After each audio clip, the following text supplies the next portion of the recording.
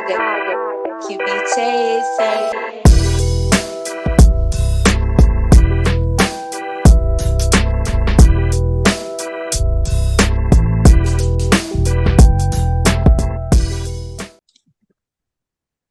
G'day, listeners, and welcome back to another very special episode of the Matter Mentality podcast, where we talk all things training, nutrition, and psychology to maximize your performance. Today, I'm joined by another very special guest, a good friend from across the pond. We've basically, I'm pretty sure, capped out most of America's coaching population at this point because it's all we've had on the channel, which has been fantastic. We've bypassed Australia, just gone straight to overseas. Dr. Umar Nisar, owner of Asylum Sports Clinic, one of the best rehabilitation and performance facilities that I have visited in the American area. We've been across the coast, both sides, east to west, and when CJ decided to take us for a quick trot after 6 hours of flying and no sleep for 24 hours, I was actually bummed that we weren't in a better position because I would love to have stayed and trained. It would have been awesome.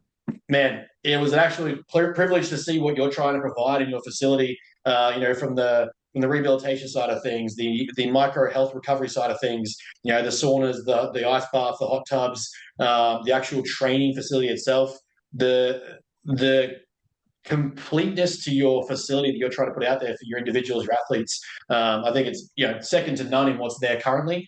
Obviously, we haven't had a huge exposure to the northeast of America yet, but from what we've been to, of the smaller, size facilities, you're definitely providing a very complete package. So thanks for joining us. I've just kind of done a really hyped intro just there. So set the bar nice and light here. Thank you so much, man. I appreciate that, man. Thank you. I mean, it was awesome having you here. I appreciate the kind words in regards to the facility. We're constantly always expanding. I started this place when I was 25. So, as a 25-year-old, I didn't have too much to go on or too much to work with. But between building it by myself and my closest friends, putting this place together has been awesome. The goal is obviously to be on a much larger scale in terms of the actual size of the facility, the quality of the facility, and even the quality of the services that we could provide. Coming from my background, I went to chiro school, so I'm a sports chiropractor. Did my master's in clinical nutrition, and I've been training people since I was about 17 years old as a personal trainer. So I wanted to combine all those things together and figure out, all right, where can my dream playground and my education come together and still kind of fall in the medical world when it comes to what the U.S. defines, as medicine, quote unquote. I fall towards the holistic side, as some would say, as a chiropractor, but a lot of people get thrown off by the way that I practice and the way that I might potentially treat. It's not your generalized, rack and crack, high volume. For me, 8 to 9 people, clients, patients, whatever you want to call it, is a high volume day. And some people look at me like I'm crazy. Some people think that the model doesn't work. It is a premium service for some people, and that's how some people see it because it's not insurance based. However, I've come to find out that a lot more people end up paying with their health in the long run rather than just paying up front, realizing, the cost is the cost. I'm paying for this person's facility. I'm paying for this person's education and experience. It's really not that crazy. And then half the time I have people leaving here and half the time that they would have taken with an insurance based model, which it's just a broken system, and I wanted to really be outside of that system. I took a lot of time shadowing other practices, other facilities, other clinicians, and finding out more so what I didn't want to do. That was the best thing about shadowing and interning. Is it's not that that you're going to get something right. You learn nothing from that, essentially. It's more so the fact that I watch somebody do something, and in my head, I would never do that. I'd see the negative repercussions of the way that somebody does something. When you do that for 14, 15 different clinicians and practices, you really get this idea in your mind and this vision of all right, this is how I want things to run. And there's definitely things that I could be better at that hopefully in 2025 we'll be advancing on. But it's one of the cool things that I tell people all the time, whether it's business, having a new goal, whatever it may be, go and look at the people that are doing the things that you want to do. Yes. Find out, reaffirm what you want to do, but more so than that, take away what you don't want to do. So that way you don't learn the hard way through trial and error. And it fast tracks that process, It's been since 2021, I'd say, that we've had the facility. So we're going on a couple of years now. 2022, and then 2021 is when I graduated from grad school. So it's only been a couple of years. However, I would tell people all the time I've been networking for almost about 8 years. And that's landed me the roles that I've gotten, the people that I've worked with. And a lot of people don't realize you're going to end up working for free, or you're going to be working for a very low cost up front. And that's just not people are used to anymore. People believe that their value is up here when they've done, dog shit work, and it's not really up there yet. And I ask people that all the time when they come in. I respect when people walk in and they give me their resumes and they want advice or they're looking for a job, and I ask them, like, are you ready to work for free? And you see the facial expression just die. And it's one of those things that no one is ready to hear, but that's where the payoff comes in. People think I started this just 2 years ago, and they're like, "Wow, you've really grown this within 2 years." I'm like, this goes back almost 8 years, man. Like, in a couple more years, I'll be 10 years in doing this. And when I tell people that, it's not that I've been 10 years practicing; it's been almost 10 years networking. I laid the foundation with some of the guys that I work with, like Justin Batterina, IFBB Pro Classic Physique. With him, like, one of my best friends now, but it wasn't always that way. We only got to know each other about 6-7 years ago, where we met, then put the foundation down and built our way to here. And then eventually working so consistently with him, learning how to work with bodybuilders, working with a good majority of the amateur and local regional level bodybuilders to build up my way to eventually then be able to work with Nick Walker. Even messaging and working with Nick Walker wasn't like something that was like, oh, he reached out to me. I straight up just messaged him. I saw that he was coming back home, and I was like, yo, man, big fan. If you give me the opportunity. I wasn't expecting a message back. This was probably like when he had around 700,000 followers. Oh shit! I'm thinking, yeah, I was thinking, it's the message is gonna go completely, like, he's gonna overlook it. It's not a big deal. And he messages me back, and the first thing he goes, "You're not one of them weird guys, right?" And I was like, dude, not at all. I had references and people that like grew up with Nick. Nick's from the local area, so a lot of my buddies that I work with now have known Nick for quite some time, so they go way back. I was like, these guys can vouch for me, so if you want to give it a shot. And that's how we started working. Was actually was his rookie year when he had that crazy run of the Arnold and the New York Pro. Yeah. So I worked with him right after that, and the dude was so humble. He actually carried my table into his house. Like, he picked it up out of the trunk of my car and took it into his parents' house, and we just worked on his living room, and it was just such a cool experience. And I realized, like, wow, like, this dude's like, obviously there's that mutant, but like, I got to work with Nick Walker, not the mutant. Yeah. And that's seeing that side of things, hearing that the side of the industry. I work with people quite intimately when it comes to like manual therapy and body work, and people tend to vent and talk about very emotional things, personal things, and it makes you really realize like what goes into this sport at the highest level. Watching Nick was obviously a huge privilege, even going into the New York Pro this year and before. And then with Justin, just watching his career grow. I mean, I've been around since he turned pro, essentially, and watched his entire career. I'm a firm believer that he's got a pretty high ceiling. No one really knows where it's at. But watching that has made me realize, you know what, this sport, the levels for this sport are so immense that most people will, the majority of the people in the sport, 95% of the people will never even get to taste that. That the glory is one thing, but to really be at that level and understand what it takes to do what is required and do it the right way. I don't mean that from a health standpoint. I mean, like, to be able to maintain like your quality of life is extremely hard. Like, you lose a lot of things while being in the sport. And thankfully, because I've gotten to work with so many different people with so many different backgrounds, I've come to understand the ones that are going to probably be able to make it and the ones that are just in it for, social media. And it looks cool. Media, the YouTube glitz and glamour. Yeah, it sounds like a great idea. So I'm very, very grateful. Thank you for the introduction once again. But we can dive into a lot of the stuff that we do here. We handle everything from like body work for bodybuilders and people that are on a wellness type of plan, and then we handle like very severe acute rehab for people that have serious surgeries. We'll take post-surgery all the way back to performance if a person feels comfortable doing that with us, or we'll just take chronic injuries and help rehab them back to whether it's performance or even everyday activities. So we handle a broad range of things. Unfortunately, the name does make people shy away at times because they think it's a high performance place. But I kid you not, I have so many people that are in the 50 plus population, and those are some of the best results that we get. I want to go back a bit because you kind of touched on a point, and I have a very similar belief in the way I've developed my coaching philosophies and principles, both through an educational perspective, the way I apply to clients. You kind of touched on there where you've been in the game for about 8 years now.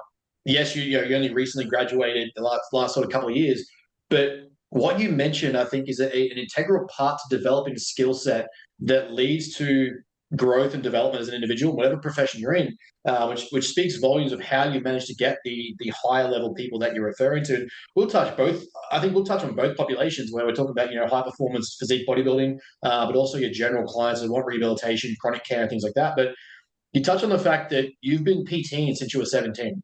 One of the things that I notice in our industry at the moment is the amount of people that think they've finished a Cert 3 and 4. I'm not sure what the actual criteria is for you guys over there, but over here we call it a Cert 3 and 4 in fitness, it's Cert 3 in fitness, Cert 4 is personal training. And basically from that Cert 3 and 4, they've done maybe one local show, or they've got themselves slightly lean enough to do a photo shoot. And then all of a sudden they instantly go into an online coach. What you've described there is what I see as almost a prerequisite to what people need to really be a good clinician, a good coach, a good provider of service, is that you've got that hands-on earlier experience model where it's like you're in the trenches, you're on the ground, and kind of developing the skill set from you're developing the ability to talk to people. And that's where I think one of the big mistakes people make is they don't take the time to learn the soft skills. Anyone can go do not anyone, but anyone's able to go do an online nutrition course, an online weekend movement assessment course. They can go do a PT certification and basically come out and coach online. That's nothing. It's not a big deal. You get those hard skills, but people lack the soft skills in communication, coaching, cue giving, technical demonstration, and also simplification. And so that's where I think we're getting in this age of coaching and information education online, where everyone's trying to overcomplicate the fuck out of everything to sound like the next guru, instead of saying hey, you know what, with your hinge, how about you just shift your bum back here and just load over your toes a little bit more, try and push your big toe into the ground, see if that helps your hamstrings. That cue alone versus if you look at the way the hip line's here and we have this with the femur and this range of 99.9% of our populations don't care.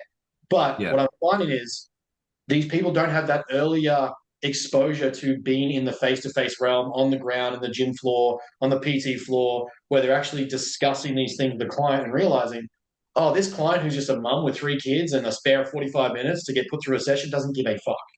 But that, to me, it's almost it's a prerequisite to anyone that works with us now as a coach, is they have to have that background, or at least a backing to a degree where they've done the face-to-face work. Because just going straight to the online realm, I think, is not doing your due diligence. But even in your realm, the way you've described there, it's obviously led to an accumulation of skills and abilities where people trust you to open up and let you into their world as a provider and a clinician to then allow you to operate on. They're 2 different skill sets, in my opinion. Yeah. No, I think what you touched up on was so important.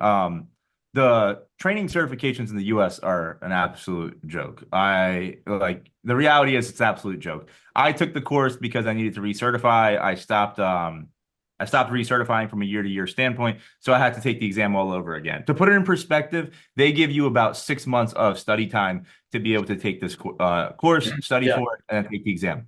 I signed up for the course, had to wait 24 hours to take the exam, didn't look at anything, took the exam the next day, and basically was able to get through it with a low 80%, whatever, And it's not to say, not to toot my horn or anybody's, it's just information. You know what I mean? Anyone can regurgitate that information. The application is where it really matters. And when I was 17 years old, I started working with kids that were around 11, 12 years old. And that was awesome because it was a great introduction in learning, even just at a young age, being a kid, working with kids was such a good introduction for me.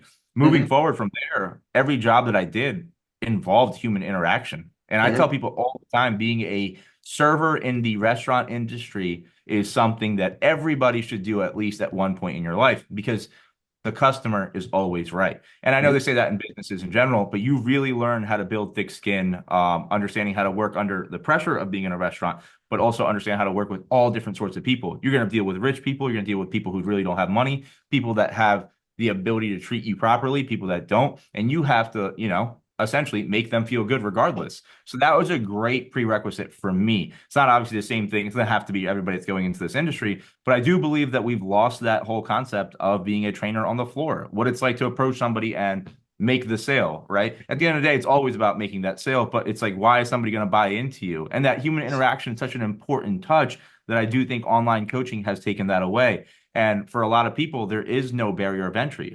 In my opinion, that sports and nutrition world, if you're really just talking about it from an online coaching standpoint, there's zero barrier of entry. It's basically international waters.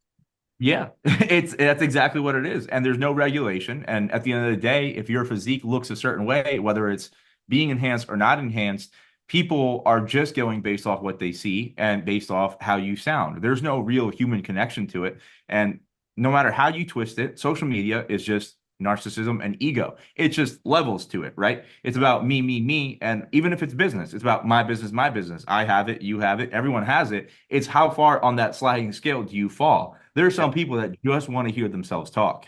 And, the like button only reinforces that endorphin high that they get.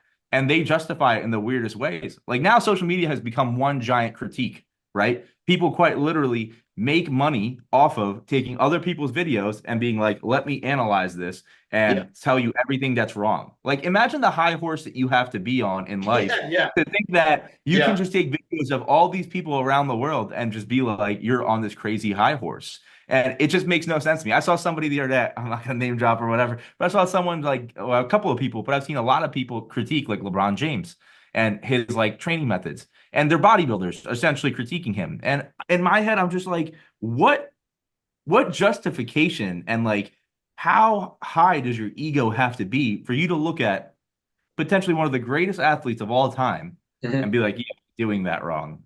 And you know what I mean? Like the ego has become so insane to me on social media that no matter whether you're at a low level, high level, you get any bit of traction, it just gets to your head. That's why for me, the whole online thing is a very hard space at times. I'm sure you feel that way too.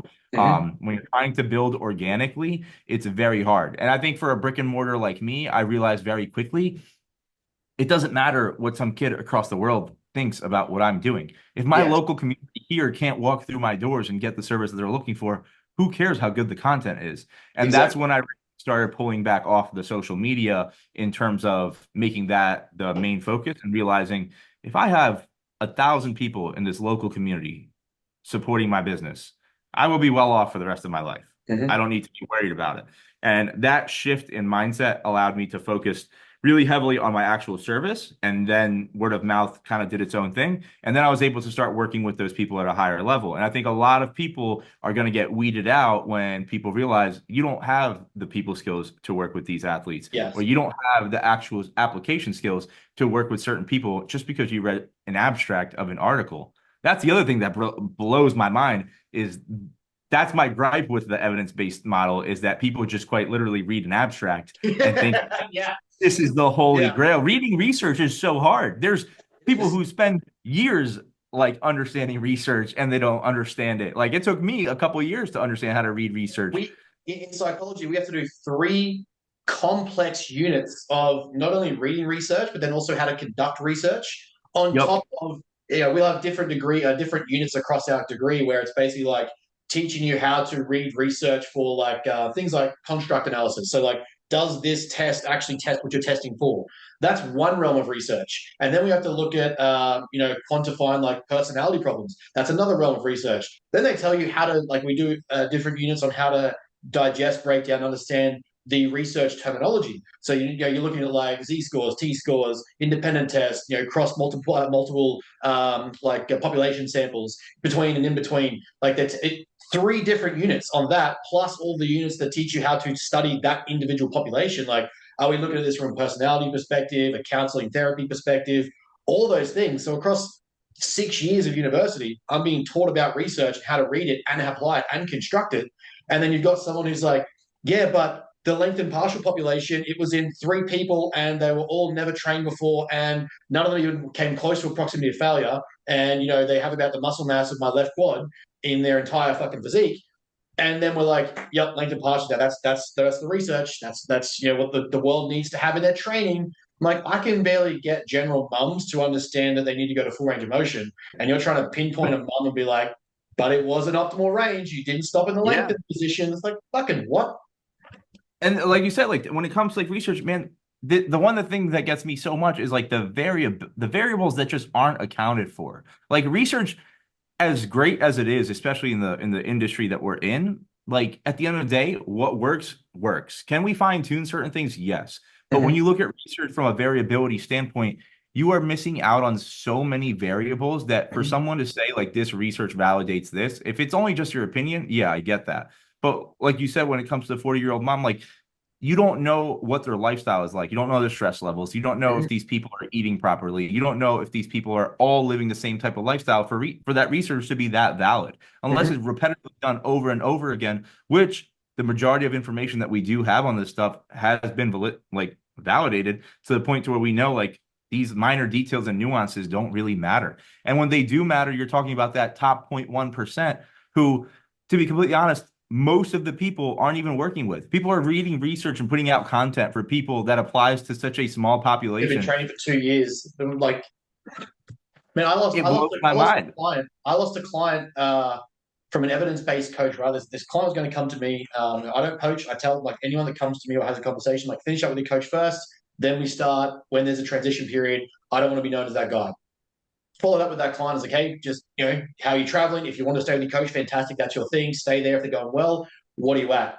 The message I got back, newborn mother, right? So I think the child's 1 year old, had been with this coach now for about 6 months.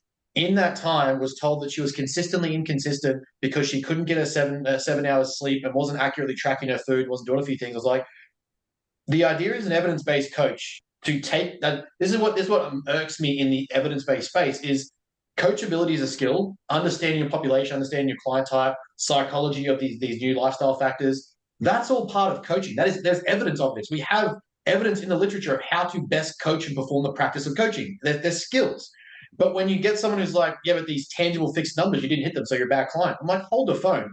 You're an evidence-based online coach, and you're telling a mum with a newborn child and 2 stepchildren that she also helps in the new family that they've got together, that she's consistently inconsistent. No shit, that's the criteria of being a mum or a dad. Like you've basically just defined that little subcategory of population and gone, oh no, this client's consistently inconsistent, and you took the responsibility of coaching her.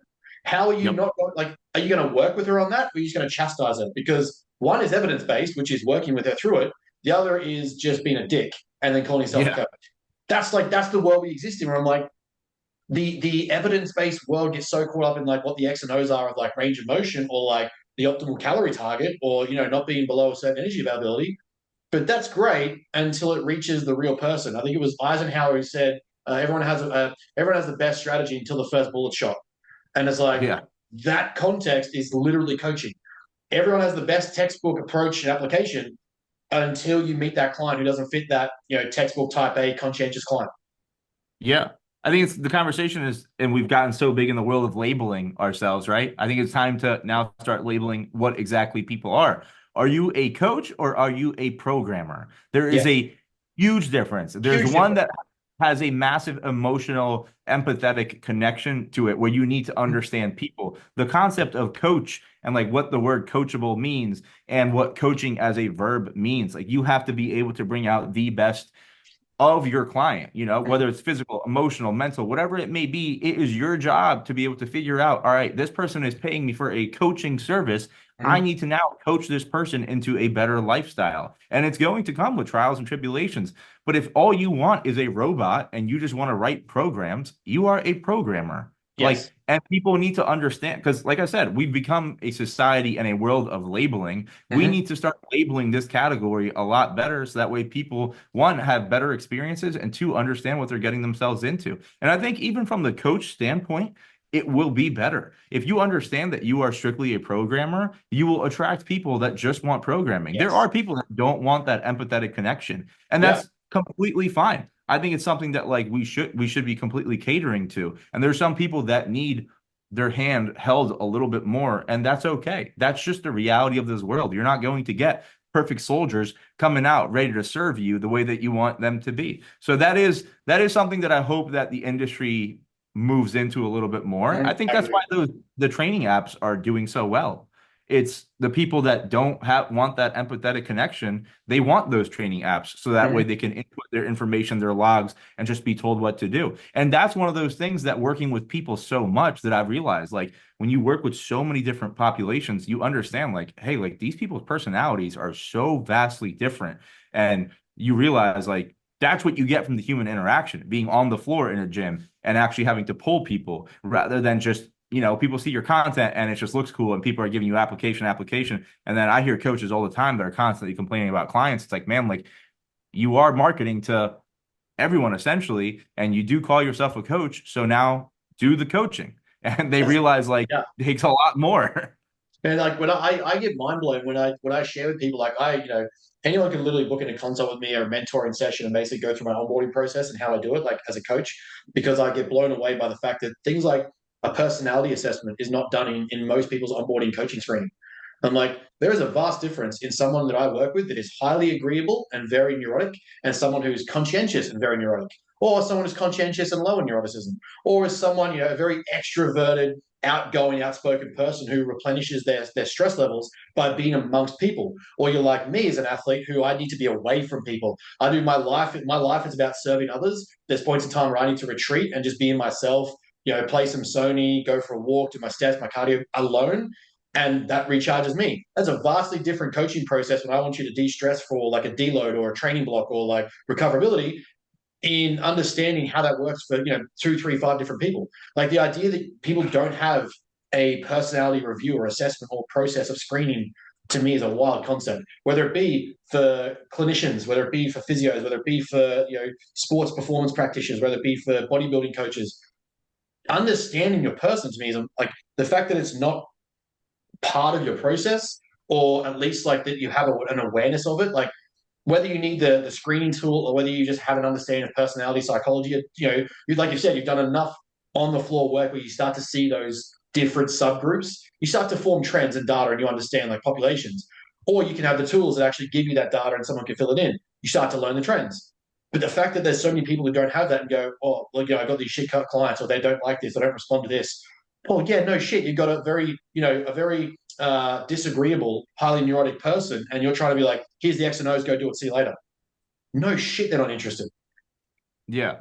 And it comes down to, I think that's a good way to differentiate like how much of a money grab it is for somebody. If you are absolutely willing to take every single person without having any form of understanding of what this person is, do I even work well with this person? That's when you realize like, all right, this person just is doing it for the money. I've learned that from other coaches that I really respect. I've seen that they'll honestly hop on a call beforehand and see if they're a good fit to work with this client. And I think that alone is more than enough. A 15, 20-minute conversation, getting to know somebody, getting an idea as to what makes them tick, what doesn't, it's going to make your life easier in the long run as a business owner, as a coach, keeping your services at a high quality, and also respect for yourself, respect for the client, and knowing when to say, hey, you know what, I might not be the right person. And that's something that in my field, I'm sure same thing with you, like is you have to swallow a pill to realize, hey, I'm not the right person for this, and be able to refer. Yeah. And that's the biggest thing you have to acknowledge. For me, it was very hard in the beginning, realizing I'm not everyone's cup of tea, but that's the thing, it's everybody in the very beginning, because you're trying to please everyone. Yes. And then you realize, like this will save me a lot more hassle in the long run if I just pull it back, tell them, hey, nice to meet you. This was nice to do, but I just don't think we're going to be a good fit. And respectfully, I think you should try something else. And I always have like a list of people that I give them where I'm like, try X, Y, and Z, see if this works out for you. If you need more help further down the line, I would love to be of assistance. Always keep that door open, because you just never know. From a business standpoint, you want to make sure you keep a good relationship with people, not just shut that door in someone's face. So going on from there, because that literally kind of stems in well to, I want to know what led you to creating the facility. We have a big passion towards one day, like, our dream goal is to have one of the greatest performance facilities in Australia. That is like one of those, the destination gym model is kind of not as big in Australia as what it is for like, you go into Gold's Venice or Dragon's Lair in Vegas, or, the shop in Reston, Virginia, or, even going to Asylum in the Northeast. We want to, we really want to get to that point, because I believe it serves more of the function of the type of person I want to be as a coach. What led you to going, instead of following the usual clinician model and saying like, I'm going to be a part of someone else's business, I'm just going to work under them and do my practicing there? What led you to that realm of like, I need to combine the performance and the rehabilitation and the nutrition and the recoverability processes? Like when I walk through your facility, I mean, you got the ice baths, the infrared saunas, the cold plunges, the ducks. You've got all those things going on, as well as a very neat, very clean, but very technically up-to-date training facility. Like Nick Walker would have no qualms walking in there and being like, I can train here, whether it be a rehab protocol, whether it be training. He can come in there, and I've seen it. You can do an upper body day, no question. And someone at his level train there, that says a lot. So what led to you going, rather than coming out of my postgraduate, getting my degree and going to work under someone else who already has an established brand? What led you to go and like my impact is going to be in a multi-function facility that I create and can help people better? So to be completely frank, man, there's a couple of factors. One being my emotional attachment to training myself. That's probably the biggest one. This way I have my own gym, but at the same Yeah. time it doubles over as my business. Two, making money, right? It's a business at the end of the day. That's going to be a big factor. Three is my actual belief in the philosophy of it. And if I don't know how you guys are out there in Australia, but like for us, the Cairo model here is very broken. It's very old school. Mhm. And the reality is it's not the route that I wanted to take. I don't want to be seeing 30, 40, 50, 60 people a day coming in, boom, boom, boom, call it a day. I like building the emotional attachment, the relationships, the connections. And coming from an athletic background myself, like I've always wanted to be a part of it somehow. And I know my role wasn't to actually be, whether it's a competitor or an athlete of some sort, just, those who can't do usually end up teaching. And I love that. Like I'm injured, I'm washed up at this point. At this point, I just want to facilitate and help people and educate them on how it is that they can do better and learn from the mistakes that I made. And that's, something that will be great because, coming from somebody who's torn their pec, both rotator cuffs are torn, labrums are torn. I mean, I'm not in pain anymore, thank God, but like I would like to be able to teach somebody else, like do these things so that way we don't go down the same route or you don't end up the same as me. From a facility standpoint, I wanted to have a lot of the modalities that we could have, but by no means, and I tell this to people all the time, by no means are modalities a cure or a replacement for a Mhm. healthy lifestyle. Those are like fun little cherries on top that I have. They're Yes. expensive, unfortunately, but they are and can be supplemented the same way that people end up taking supplements. If your diet is shit, taking X, Y, and Z is not going to make that. Yes. If Correct. your training isn't moderated, if your recovery isn't moderated, your rest, your nutrition, your hydration, if those things aren't in check, I don't care how much body work or infrared sauna or cold plunges you do, you're still going to feel like shit. Mhm. I wanted to be able to have those things for certain clientele to be able to use and for my facility to tie in together from a Mhm. marketability standpoint. But at the end of the day, what people are really paying for is my experience and knowledge because there's people that come through here and they don't use a single one of those modalities. Yep. And we walk over to the gym next door and jump right into the rehab side of it. That's why I wanted to create this facility. I don't want to be a one-stop shop and have everything. I want to create a company that allows me to. I have this conversation quite often. I want to have a board. I'm Mhm. bringing in people now. So now we're going to have somebody that's going to be heading the IV hydration. I'm going to have two separate massage therapists that are going to be handling most of the body work. I'll probably take over a majority of the clinical work that's acute and rehab based. And Mhm. moving forward, I want to bring in other practitioners that have similar models of practicing.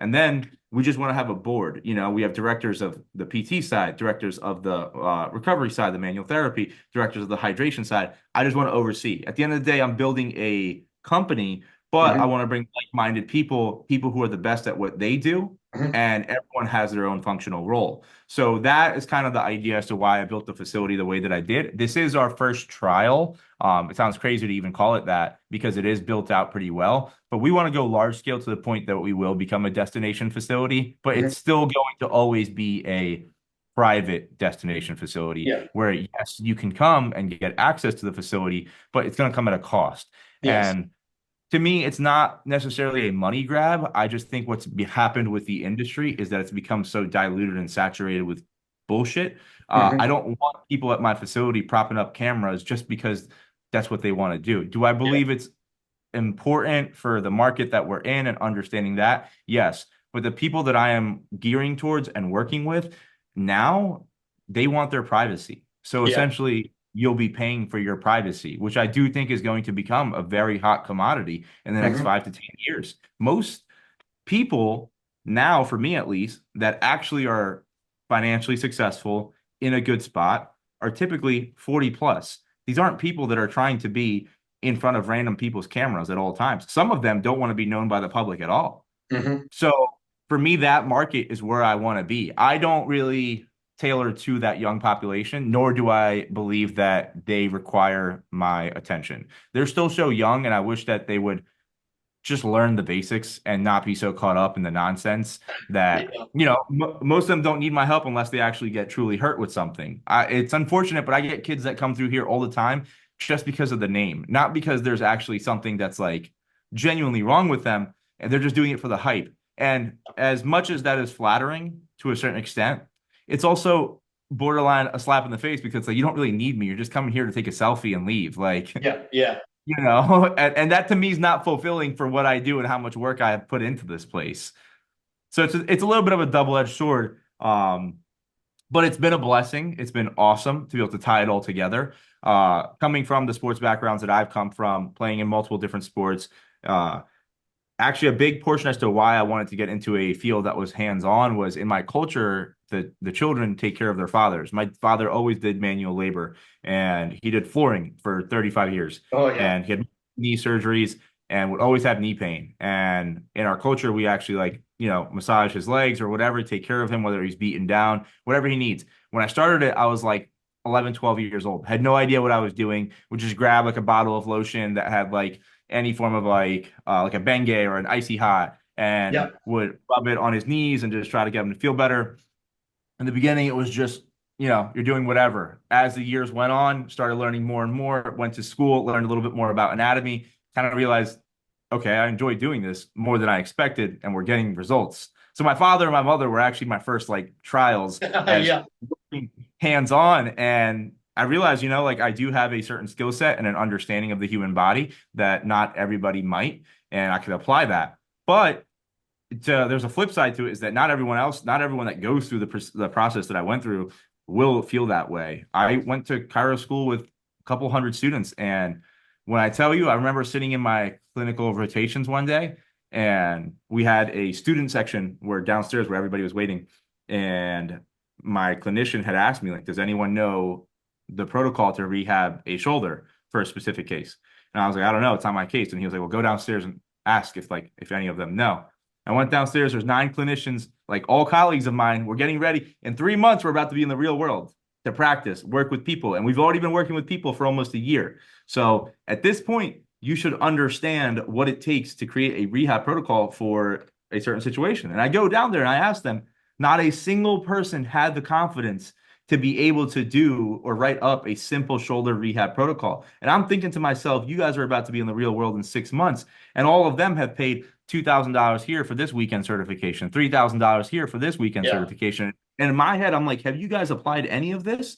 So I'm graduating with 36 kids, 35 of them, I'm not going to let them ever near me. So that degree itself doesn't always make that deciphering difference either. I know that's a big conversation for people on the platform of social media right now is, oh, this person has degrees or degrees don't mean anything. You could go back and forth with it all day long. How you apply it is what really matters. But I believe that the way that I've gone through application in terms of having the rehab side of things, having the modalities, and bringing in other people that are better than I am at certain things is the model that I would like to see healthcare move in. I don't think I'm going to create a massive shift, but if I can help my local community, at the end of the day, that's really what it's going to come down to. In 10, 15 years, maybe more people around the country know who I am and travel to me. But right now, I'm pretty happy with just serving the local community. Yeah, I think you touched on a variety of important points, but I had a very similar process, going through my early personal training and education completion. The amount of people who not only went through the course, they put in the same work as I did. I would argue they didn't put in the same work, but they completed the same educational process, and the amount of them that all they understood was like legs, push, pull, core. And that was basically the repetition model for must have been a decade. That was basically how you got taught to coach. Isolating body parts or volumization wasn't necessary. It was a waste of time. Didn't serve anyone. And the amount of people in my class who now maybe what was it? This would be nearly 9 years after the completion. Don't even remotely work in the field anymore. It was like, they did all this work and go through the qualification, that sort of thing. And it was just basically like can you actually work with people?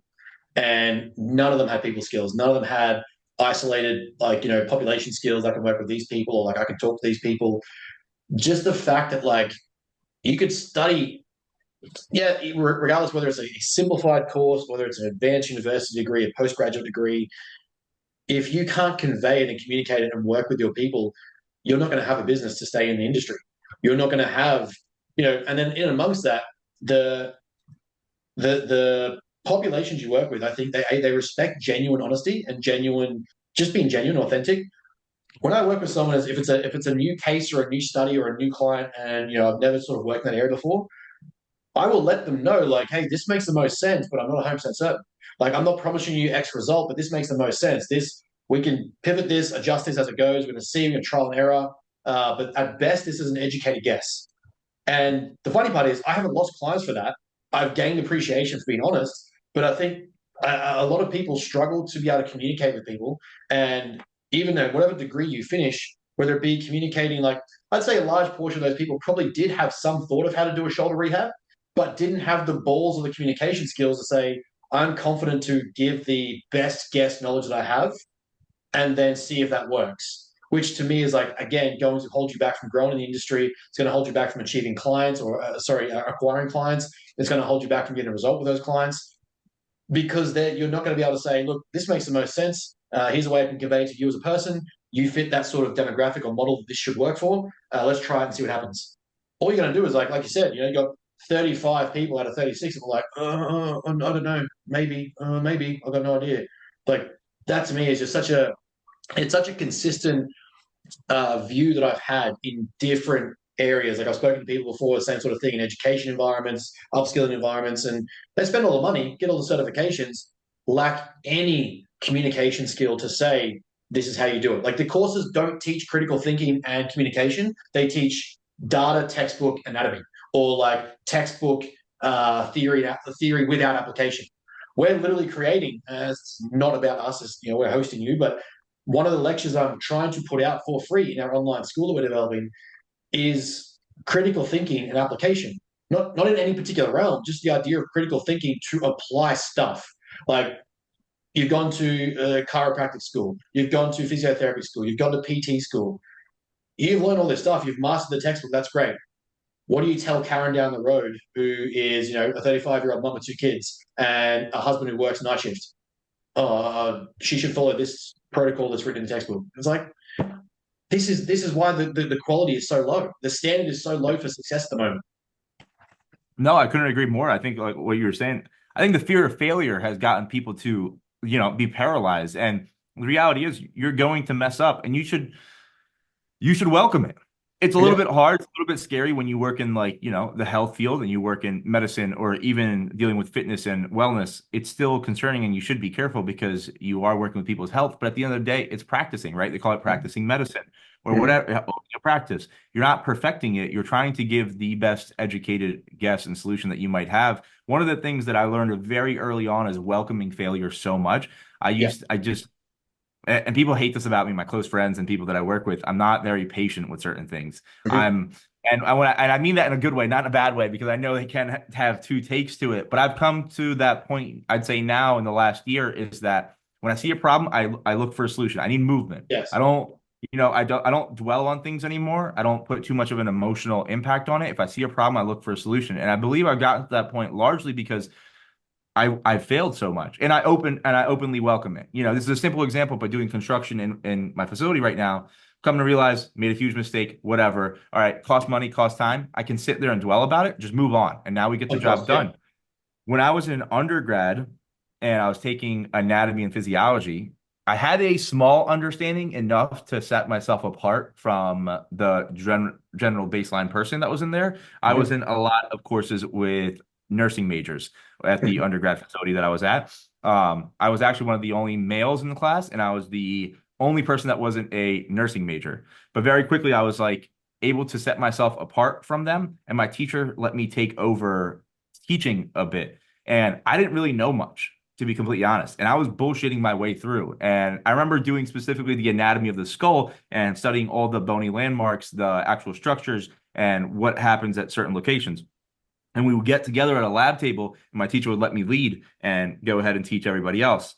Me being confident, just walking the way that I talked, the way that I acted, I would get everybody in a round table. I'd have a general idea as to what the anatomy was, but I didn't know it well, not in the way to be teaching a class by any means. And I have my probe and I'm just pointing at it. I'm like, all right, we're going to go in a circle. We're going to have people just say it. And if anyone thinks it's incorrect, say the correct answer. Quite literally bullshitting with confidence. I would point at things, see what somebody would say. If it was extreme confidence and other people agreed, I knew it was right.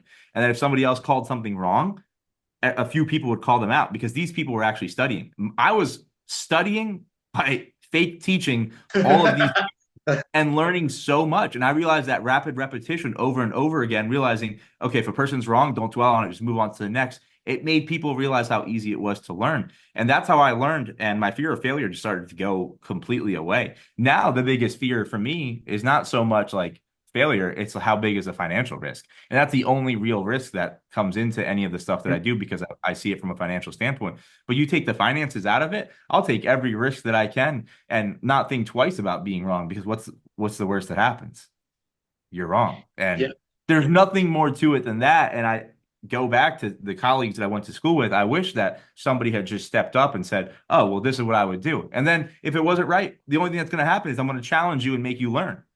You know? Yeah. I'm a big fan of Joe Bennett, hypertrophy coach. Yep. He has a course that he does once in a while. I don't know if he's even continued doing it anymore. I missed it earlier, I believe, a couple months ago. But he took on like 5 or 6 people to come out. It's a couple $1,000s for a couple of days to learn about training and programming.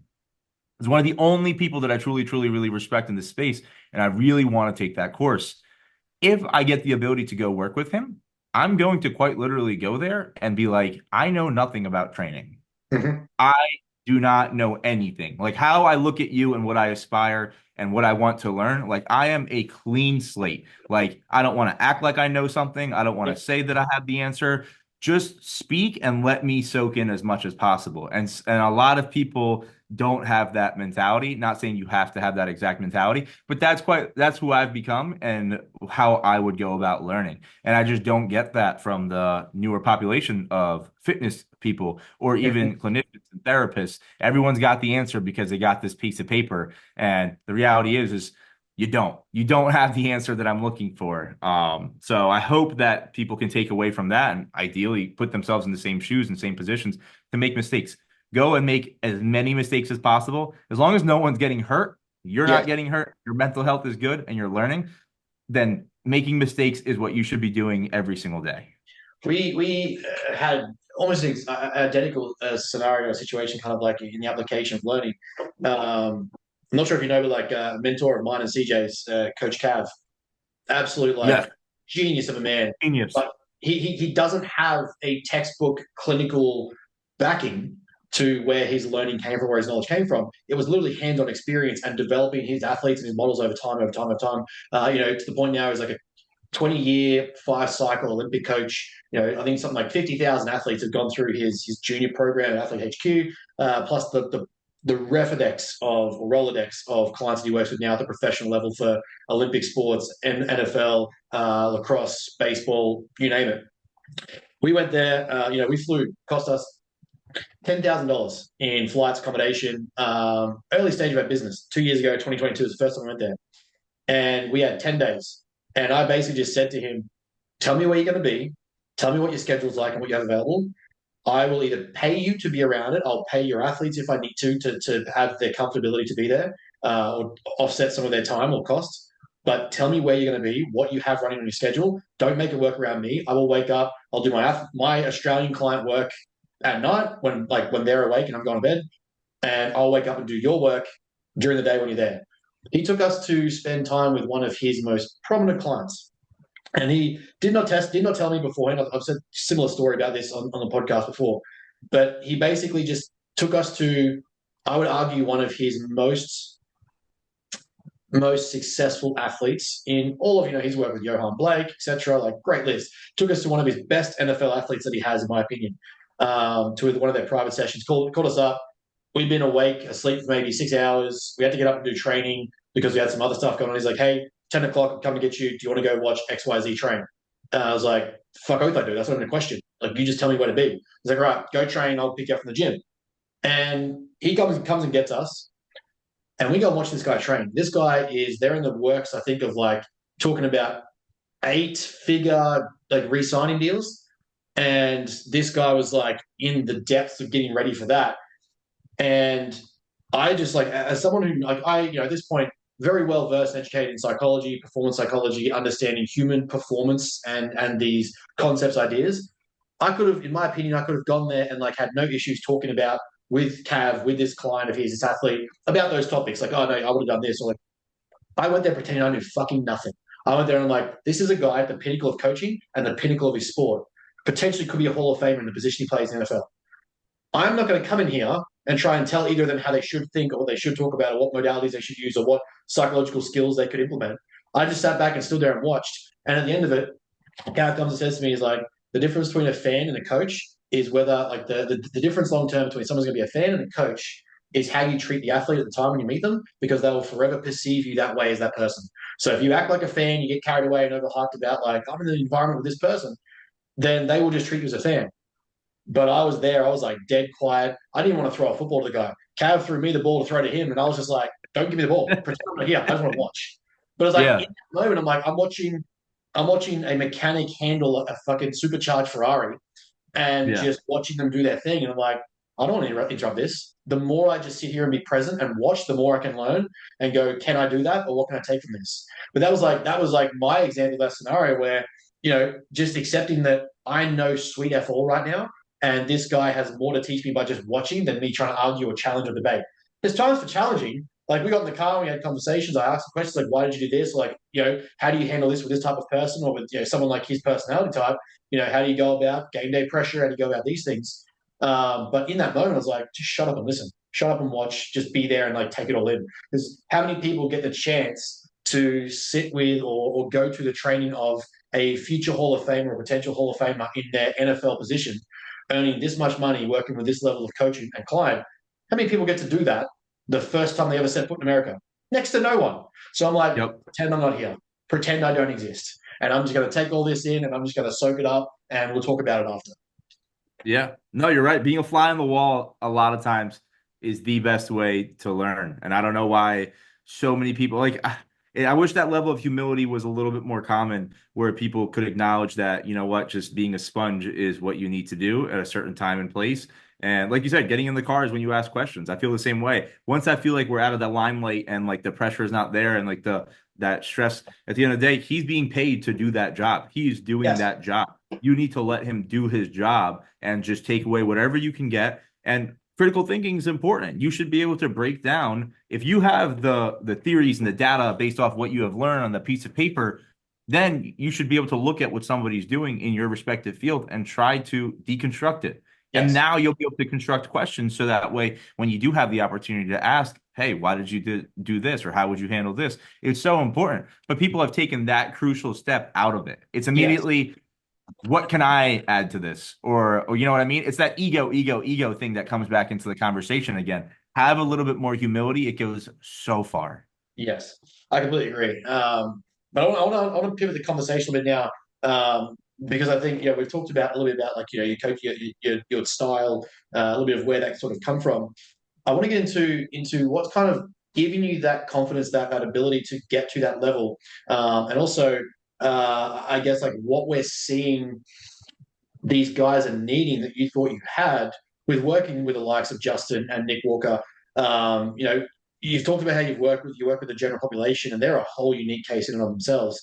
But getting to that level of where you're like, I'm seeing the needs and analysis of what these high-level bodybuilders are requiring, even at the amateur level. We're such a unique population of sheer abuse. How did you go about like, this is the sport or realm that I can really serve because I'm seeing what they're needing. I'm seeing what's, sort of underlying these issues. Obviously, there's going to be repetition and trend of data that comes in, like, repetition of injury, niggle, problem.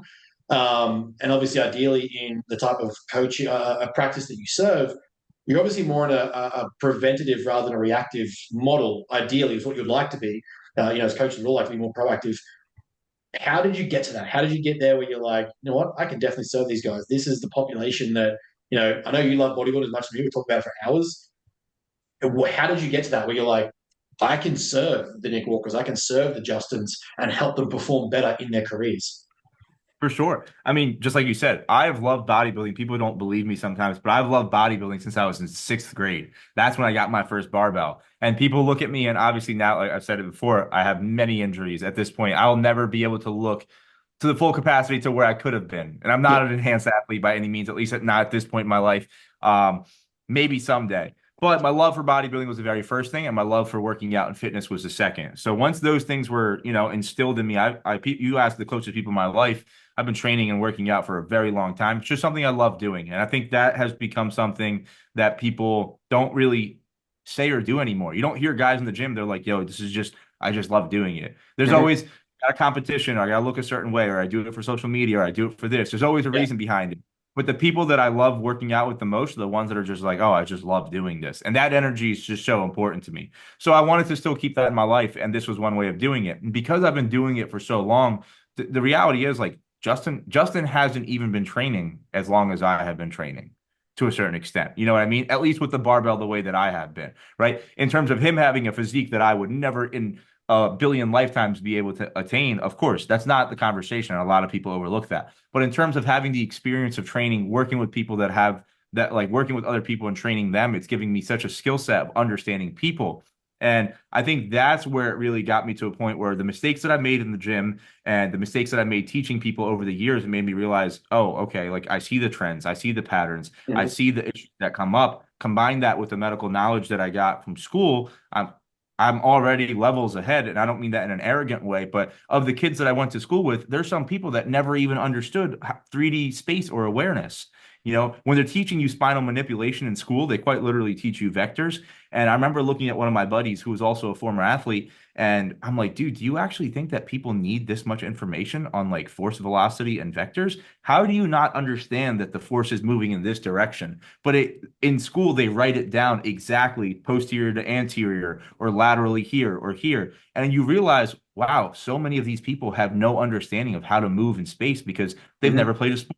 Yes. So having that like ability made me realize, okay, so I can excel. Now I can bring it together and work with the populations I want to work with. I networked for years. I used to travel to people when I was going through my first couple of years of graduate school. I remember specifically traveling 3.5 hours to work on this dude for 90 minutes for free and then driving back home another 3.5 hours.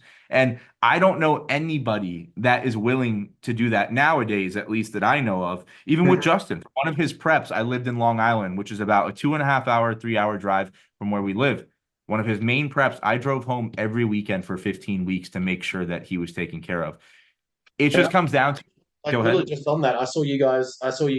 Obviously, you're in the Philly region, on the East Coast. I saw you fly with him to Vegas for this year's Olympia. And yeah, I can say with certainty that my lower amateur level that I'm at, having someone in your team who's willing to show up and like who would be willing to do that in and of itself, I'm like, I want that guy on my team. And you know what I mean? It's a privilege for me, right? Like, however they look at it, like Justin's so grateful, and he tells me all the time, like, I wouldn't be able to do this without you, this and that. And I'm always just like, dude, don't worry about it. Like, I love this sport. Like, I really do. I want to be a part of it, however small it may be. But I do believe that I have an understanding of it, right? And going back to earlier of just saying, like, working with so many different populations, I've come to understand personalities. And the skill set that I have from the clinical background is awesome, and it's very, very helpful. But the skill set that I have from working with people, I believe, is what sets me really apart. You could put me in the room with a serial killer, a billionaire, and a homeless person, and I promise you, I could relate with all three of them and be able to create a conversation. And I think that skill set is important. I know business owners that have a C grade product, but A plus communication skills, and their businesses are thriving. And that's something people overlook. And what I think I bring to the table for these guys, especially at the high level, is the understanding of the human mind. And it's not that I've gone in depth with psychology or this or that by any means, but between being very self-aware, being very aware of understanding the people that I am working with and watching them. Like I'm so conscientious. A big reason as to how I go about my clinical side when a visit comes in. So I have like those Normatec sleeves, the boots that compress and decompress, and they do jack shit for actual treatment of conditions, right? Unless you have blood clots and swelling in the legs, that's about the only thing that they're going to do. But I have people come in all the time. I sit them up there on the table right in front of me, and I talk to them from a lower portion, right? I never want them to believe that I have an authoritative figure over them. My seat is lower. They can talk down to me, so that way it allows them to feel more comfortable. I pay attention to their body language. I see what makes them tick. I see what doesn't make them tick, the conversations that they're willing to have. topics that are off limits, I try to get as much of that in within the first visit as possible. And these are things that most clinicians, therapists, coaches, like and trainers never pay attention to because it's about making the sale, right? Buying them in, getting them to buy in is more so just like having the human connection. And when I Yes. realized like, okay, I can get this person to open up to me, or even a guy like Nick Walker, like getting him to open up to me about personal, intimate things. The very first time I've ever worked with him is awesome. It makes me know like, okay, this person felt comfortable Yes. and they understand that I can understand what they're going through. So those are the things that I believe that really set me apart. And the same thing that you said about Coach Cav is that he might not have that traditional education, but his experience over the years is what's really set him apart. And even now, I'm coming to realize no matter how much I do from a formal traditional education standpoint, my experience has taught me 10x more. Mm-hmm. And that allows me to work with the people that I work with. And I'm only getting better at it and I'm only learning more. I've come to realize that not every professional is going to be the same. And a lot of professionals they range on a crazy scale too. Yes. So it's awesome to work with them. The stress levels are super high, but I think I forget who said it, but they said having a PhD in communication. They were just joking, but they were saying, "Oh, I don't have a degree, but I have a PhD in communication." Having that understanding is probably going to be more of a decisive factor for clients and whether or not you're good at what you do in the long run than really even your product at times. And I hate having to say that, but that is the reality of life. And that's why data and everything on paper just doesn't really apply to real life. It's Yes. cool, it sounds awesome, but at the end of the day, it doesn't really apply much. And that leads like to a very good question too, which is like, what are you seeing? So, like you said, you've worked across. You've got some very elite level bodybuilders that you do work with. So they're the pinnacle of performance. So when you're saying like Asylum is a performance facility as well, you work in that space of performance. Nick and Justin definitely tick that box. Like they are up there at the pinnacles of our game and our sport. What do you see even at the amateur level coming up with those guys in the greater northeastern region? You're still working with amateur level athletes like that. What are you seeing like when they come to you in return in terms of like recoverability, proactive rehabilitation, rehabilitation? How much of the stress, the load, the programming, the things that are like that they're doing to lead up to coming to see you? How much of that is impacting their physique long term? How much of that is impacting like what they actually need from you? Are they coming to you more from like a preventative measure position, or is it more like my coaches just? And this is not I'm not talking about Justin and Nick here, just more so in general. Like, are they coming from coaches are beating into the ground position, and they want those rehab modalities? What are we seeing as like at the level that you're working with bodybuilders across that spectrum? What are we seeing as the need for you? I think for the pro levels, they actually understand why it's supplemental and they're checking off all the boxes that makes it necessary, right? Once you've checked off every box, then it makes sense to check off the supplemental side of things, right? What I do at the end of the day from a bodybuilding standpoint, if we're talking strictly like the modalities and manual therapy, it's a supplement. It's not by any means necessary. For those guys, especially because it does help them relax. For a guy like Nick Walker, he'd be here for 3, 4 hours because it was his only time to decompress. He can't go to a public place. He can't go to a gym without being, it's I don't want to say bothered, but it's just what comes with the territory. Mhm. So I came to realize, man, this guy's spending 3, 4 hours here, like shooting the shit with us. We're having conversations about life, family, this and that, everything. It had nothing to do with bodybuilding. And I realized, like, oh, he needs this. Like, Mhm. this is true for his psychology. This is so important. And even with Justin, I realized, like, okay, this is super important. Whereas for the amateur level guys, it's mostly coming in for minor acute injuries, or my coach told me to do this, or I think I need this because I saw it on social media. And then it's my job to educate them on certain things Mhm. because to be honest, for the amateur levels, like I have to rule out like how serious is this person? Is this somebody that like I should really invest my time into? At the end Yes. of the day, the service is the service, but I try to like be as open and transparent as I can. If I tell a kid like, hey man, like you're stepping over $100 bills to pick up pennies, like, like you coming in to get body work done a week out from a show, like isn't going to solve the fact that like you aren't doing X, Y, and Z that's actually going to help you, It's the same conversation that goes in circles. But then there's also some people that are at the amateur regional level that I do see checking off all the boxes to become a pro. And and I'm truly getting excited to invest in those people, that's where I will try to educate them on as many things as possible and things that they can do better. I'll consult them on their training. I'll consult them on like former injuries or injuries that they came in with, how to manage it going forward, what I think will be the best case scenario in regards to whether it's training, volume, rest, whatever it may be. But I always do it out of respect with their coaches too in mind. I tell them, listen, I'm not overstepping. Discuss it with your coach, see what they say. If they want to talk to me, they can. This is my professional opinion. And at the end of the day, it doesn't mean anything. You know, you could leave this place and be like, I'm not going to do what that guy said whatsoever. With the professional guys, I don't really tap into their training too often unless there's something that actually acutely occurs from an injury standpoint, because these guys know what they're doing. They know exactly at that level. There is no question. They're coming in here for certain services. You do what they say, especially it's with professionals across the board. These guys have somebody for everything. So if you are that person for that one role, be that person. And that will allow you to just be good at what you need to do. I will say, like, working with the highest level and the lowest level, you realize the differences even in genetics.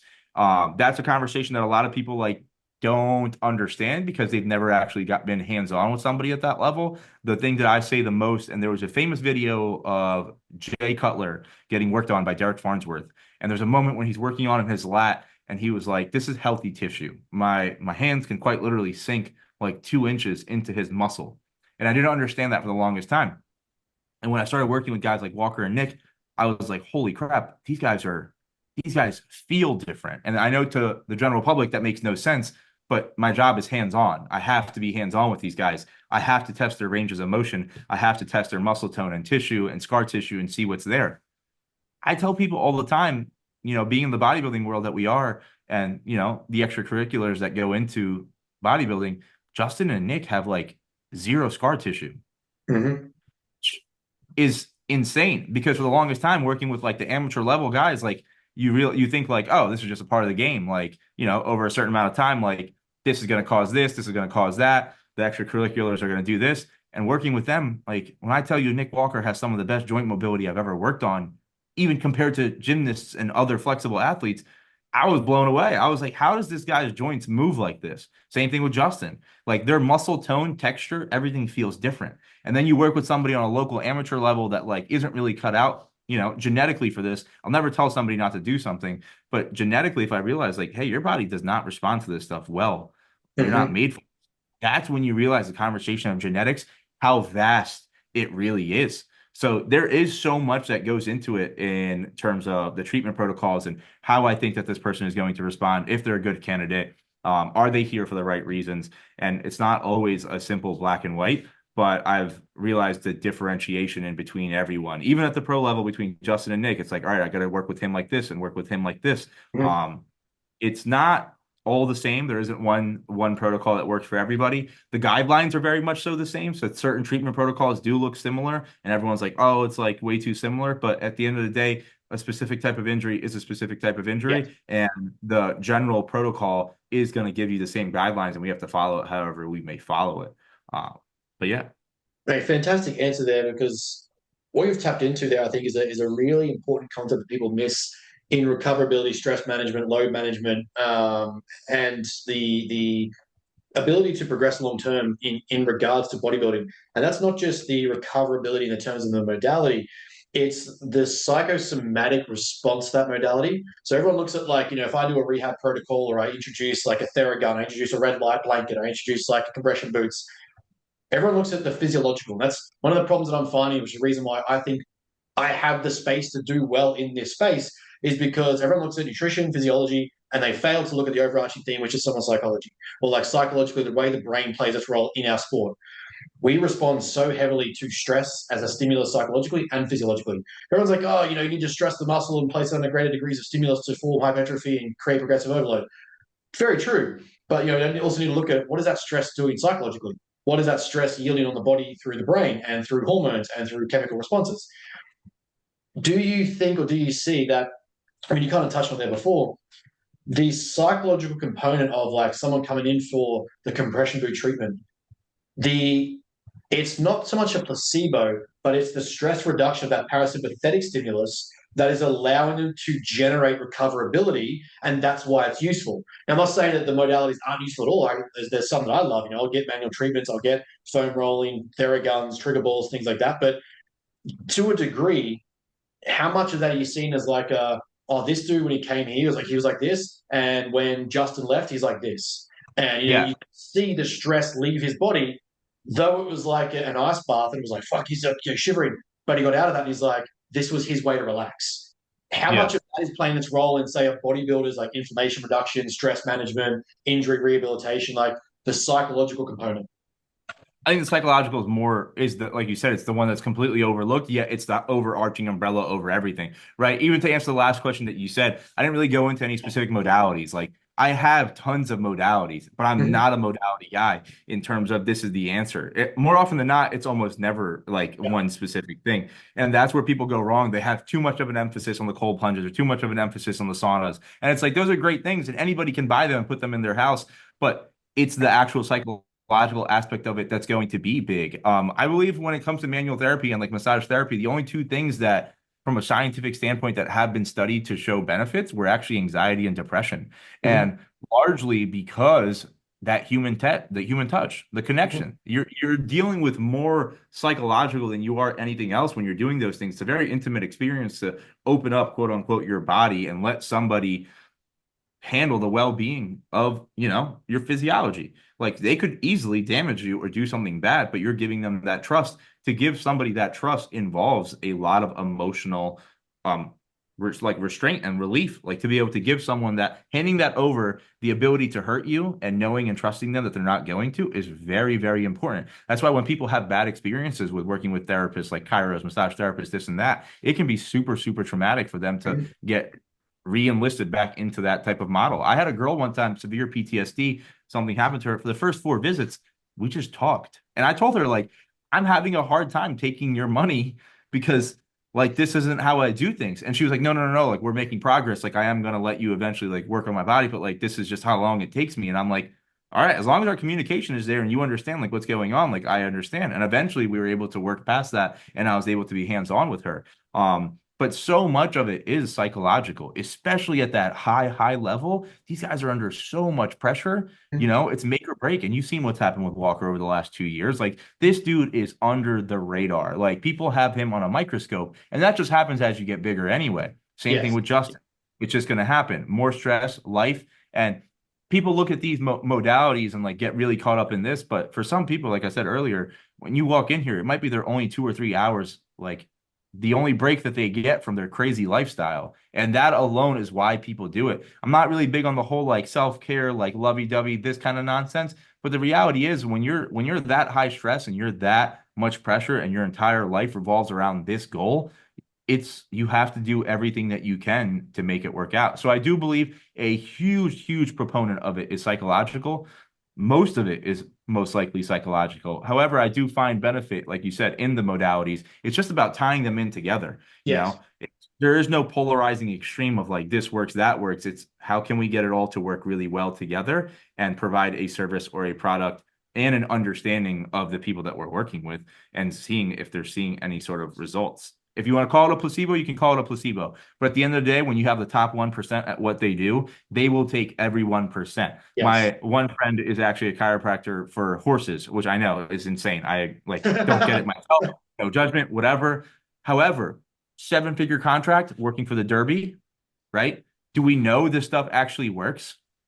To be honest, I don't know. But you got people putting millions of dollars on the line, making bets on these things. If you're telling me that if somebody's like, hey, if I go ahead and do a cervical manipulation for this horse and this, it might give you that 0.10 of a second to win. You Yes. think that person that's a multimillionaire is really going to care about paying you that money to potentially get that win? Like, it's just like the same thing with athletes. At that highest level, these guys are worth 8 figures, sometimes even more. They're going to do everything that they can, every modality possible, especially when it's necessary, to be able to help, theoretically help them, even if it's just a psychological thing. People don't understand how much that psychological plays a role in high performing athletes. If your psyche's not there, I don't care how talented or hardworking you are, it's not going to work. It's impossible at the highest level. You'll be able to get away with it for a good amount of time, but at the true pinnacle, when you actually get to that pinnacle, your psyche has to be on a level where you are, they call it flow state. You have to take every advantage that you can get and just run with it. And that's, I think, such a great point. The direction that the bodybuilding our world is heading is people really don't understand. And, it's only until you've met people, spoken to people, like, I have good relations and good friendships now with IFBB pros that have been on Olympia stages, and I can speak to them firsthand. And my level of being able to communicate with them is not from their level of experience in the sense of like, oh, you're on the Olympia stage, but more so like I've competed. I know what that's like even at the amateur level. I've won a division. I know what that's like at that level, but also the study of psychology and understanding the clinical level, what is going on in the brain in these moments. People really downplay the differential between the amateur person experiencing bodybuilding for the first time, or an extreme sport for the first time, and just dabbling their toes in and seeing if they like it, to someone whose entire identity, personality, life, and belief system is about this thing. Like, it's such a spectrum of scalability that people don't really grasp, and the pressure that comes with that, the psychological extremity that comes from that, the drain that comes on the body. Like, you can get to a person almost like, and I've spoken about this so many times. You can get someone who is just highly stressed, inflamed, and just basically tense. And what should be a workable drug load, what should be a workable training load, what should be a workable nutrition load, just does not respond, because that person is just not in a psychological position for that response to occur. And, the idea that, like you've stated, to have that one person who could be like, I have this guy on my team because he touches me once a week and I instantly feel released and relief and relaxed, and then I can go about my like, that is worth hundreds of thousands of dollars to that person, to that athlete. But we just get people who don't really comprehend that significant difference until you've studied the realm, the field, and you see what the brain can do, until you've studied that manipulation, that management, the recoverability. Those things gelling together is so important at that high level. I just don't think people really grasp the severity of it at the extreme, and the role. Like you said, when I hear people talk like, oh, that's just a 1%, it doesn't matter.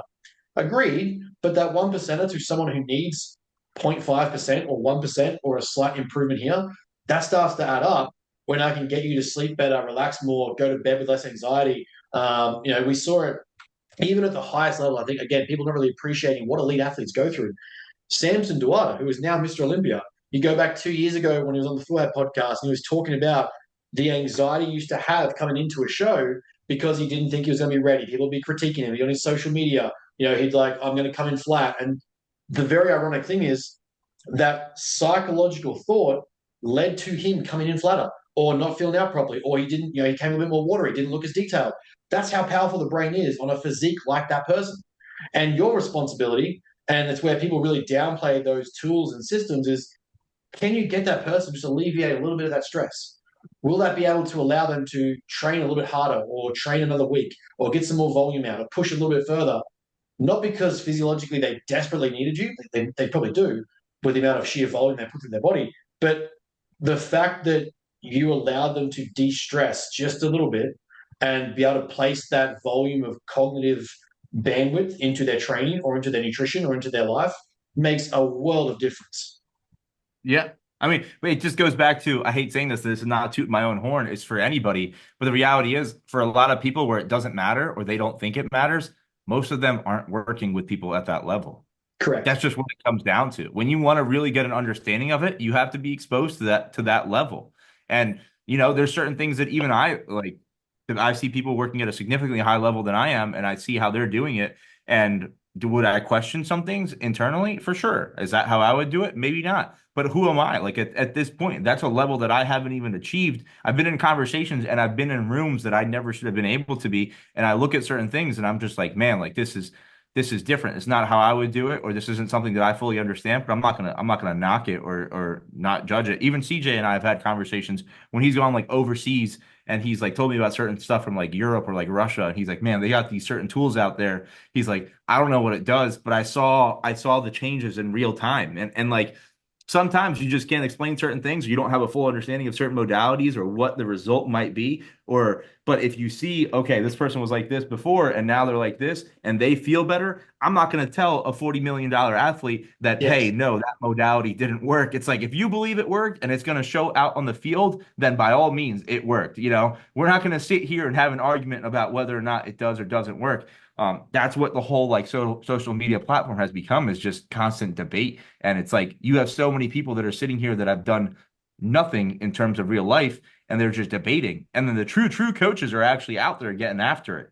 So it's a very interesting thing to see. And I think it's what's pushed me away from pushing out too much like Yeah. content at times, where I'm like, you know what? Like I just got to keep my head down and just do the work. And it has shown, like the results have shown, even like working with like Nick Walker after he tore his hamstring. That was terrifying. I'll be Mm. completely honest. It's scary. You have such a high level athlete who the whole world is looking at. Like there's a huge camera on him. If I mess this up or if I do something wrong, like, it's a big stressor. But I have to focus on the reality is that I have to take whatever best educated guess, whatever modality I think could be beneficial for him. And whether it is or isn't, if he feels as if he's getting better, I'm going to continue to do that. I can't take risks at that level of not doing something or potentially Mhm. doing something based off of what somebody else has to say.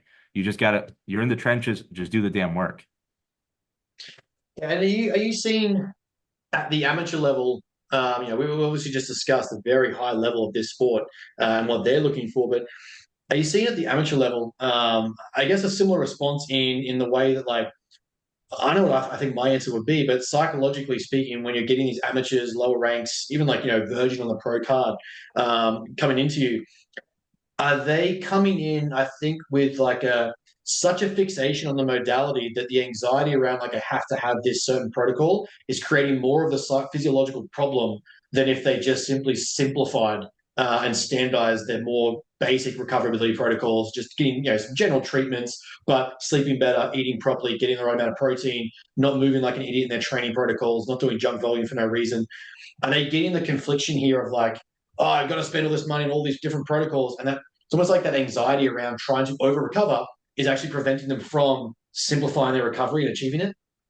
Oh, all the time, man. Like, I mean, so many people, kids or amateurs, whatever you want to call it, they just don't have an understanding of what really happens. Like, it goes back to the same things, like cover the basics, your rest, your nutrition, your sleep, your protocol, whatever it may be. Cover that first. These kids are so quick to jump onto whatever they saw on social. That's why I have such a gripe with social at times. I think it's awesome. Even when I have like a bigger athletes in here and we're doing content, it's cool. But like, I don't want somebody to come in because they just think it's cool. The Yeah. reality is like, if you want to get better, like you said, you covered all those details. Like, look at your training. Are you training the right way? Is it adequate? Is it too much? Are you giving yourself enough time between training sessions, like frequency and volume? And I find those conversations a lot more often with the amateur level than I do with like the high professional level. The professional typically, it's awesome because I have literally the best library of training in the world, and that's the clientele that I'm working with. Yeah. I have the highest level athletes telling me what their split is and why they do it and what they think worked over the years.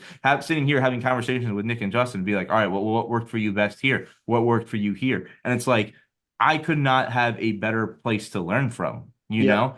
And then same thing with even the amateur levels, because I'll get amateur guys in here and I'll see some of them will have freaky body parts. And I'll ask them, I'll be like, hey, like, what do you do to have this at this level? Because these are pro level, body parts. I mean, obviously your physique as a whole isn't there, but these are pro level body parts. And then I get to pull from there. So now I'm learning so much on both ends that I've never had this much availability of like information of people who have truly applied it. So that is really, really cool and really helpful for me from a pro and amateur level. But in regards to like the services that I have and like the way that I work with the lower level guys, I think a lot of them are taking too much information from social media, and Yeah. that, like, whether it's training, rehab, recovery, whatever it may be, they're just coming in with the first thing that they see, the newest, Yeah. coolest thing, and they want to jump on that bandwagon. And I wish they would do a lot more of what you said, just sit down and analyze and break down what is it that I'm doing that's causing me to feel this way. Mhm. Unless you have some real serious acute injury, you're probably just doing this because you saw it somewhere. Like, I want to work with the acute cases a lot more than I want to work with the generalized wellness clients. That's just because it makes my brain work a little bit harder and it's more exciting. It keeps me on my toes, as opposed to somebody coming in and saying, I'm just coming in for generalized body work. Don't get me wrong, that's how I started and I do love doing it. But it doesn't really tickle my brain the way that something else Yeah. might make me think a little bit further. So yeah, I'd say for the amateur level, they have a lot more learning to do than they realize, and they're overlooking the meat and potatoes and trying to pick up the sides rather than actually focusing on what should be addressed when it comes to recovery and rehab or whatever it may be. Yeah, I think that's a really important point that like you said, it gets missed by our game a lot, where people try to catch on to that next, this movement or skill, like this certain range of motion or this attachment to a machine, the perfect line of pull, the perfect line of force, and it's like I have to have this because XYZ person said it on social media, and to me, it's like looking at these things, I go, is it necessary for your anatomy? Is it necessary for your training age? Is it necessary for your experience position? Does it require it for your physique? Does it require it for the level of volume that we're at? All these factors that go into it when we're looking at it from a coaching perspective. And no doubt, similar to yourself, you're looking at that going, from a recovery standpoint, are you doing these things to need this? Is this even warranted? Is your quad volume so inflamed that you need compression boots? If so, at an amateur level of 2 seasons, why are you so training so heavily in such a high degree of volume that you need things like compression boots straight away instead of how about we make the most of the sets that you have and maybe don't need 40 sets a week on your quads? Things like that. That to me is like it's probably a very similar process for yourself that you've probably seen in how we kind of see it on the coaching end. No, for sure. I mean, I think a lot of it has just become overcomplicated because overcomplicated sells really well. Yes. Yeah, yeah. I mean, yeah, that's the simplest answer there that you've got, which nails it. And that's like one of the other things I really wanted to touch on because we had a very great discussion in person. I mean, Brooklyn and CJ basically just walked away because we were talking so much. It was hilarious. And I was like, we rocked up and CJ's like, you got to meet this guy. And then we got there and he's like, fuck, I should have introduced you to that guy. But one of the great things we had on a conversation basis was the idea of psychologically how many people probably aren't ready to compete. How many people at a physiological level probably have the prime physique. And you probably notice this with yourself with how, and this is why I think this conversation is relevant, with how deep and intimate you get with your clients that come through the door. You're getting a lot of people that come to you that may physiologically be a good bodybuilder. They may be ready to compete. They may have the muscle tone, the tissue, the range of motion. They may have the joint capacity, muscle length, the insertions, origins. You're like, yeah, you're going to do pretty well. But psychologically, they are so far from being ready to get on a stage, to be judged for their physique, to be compared to other people, to be told their body parts suck, to be told that they're 10 years away from looking good. Do you find that, like, when you're seeing those people come through the doors, and you don't have to isolate any one client or anything like that, but are you getting people to come through where you're just like, you look at them in this intimate setting and going, man, you really should not be doing this? So kind of to give you an idea to the depth of how much my clients trust me and like just not putting anyone out there.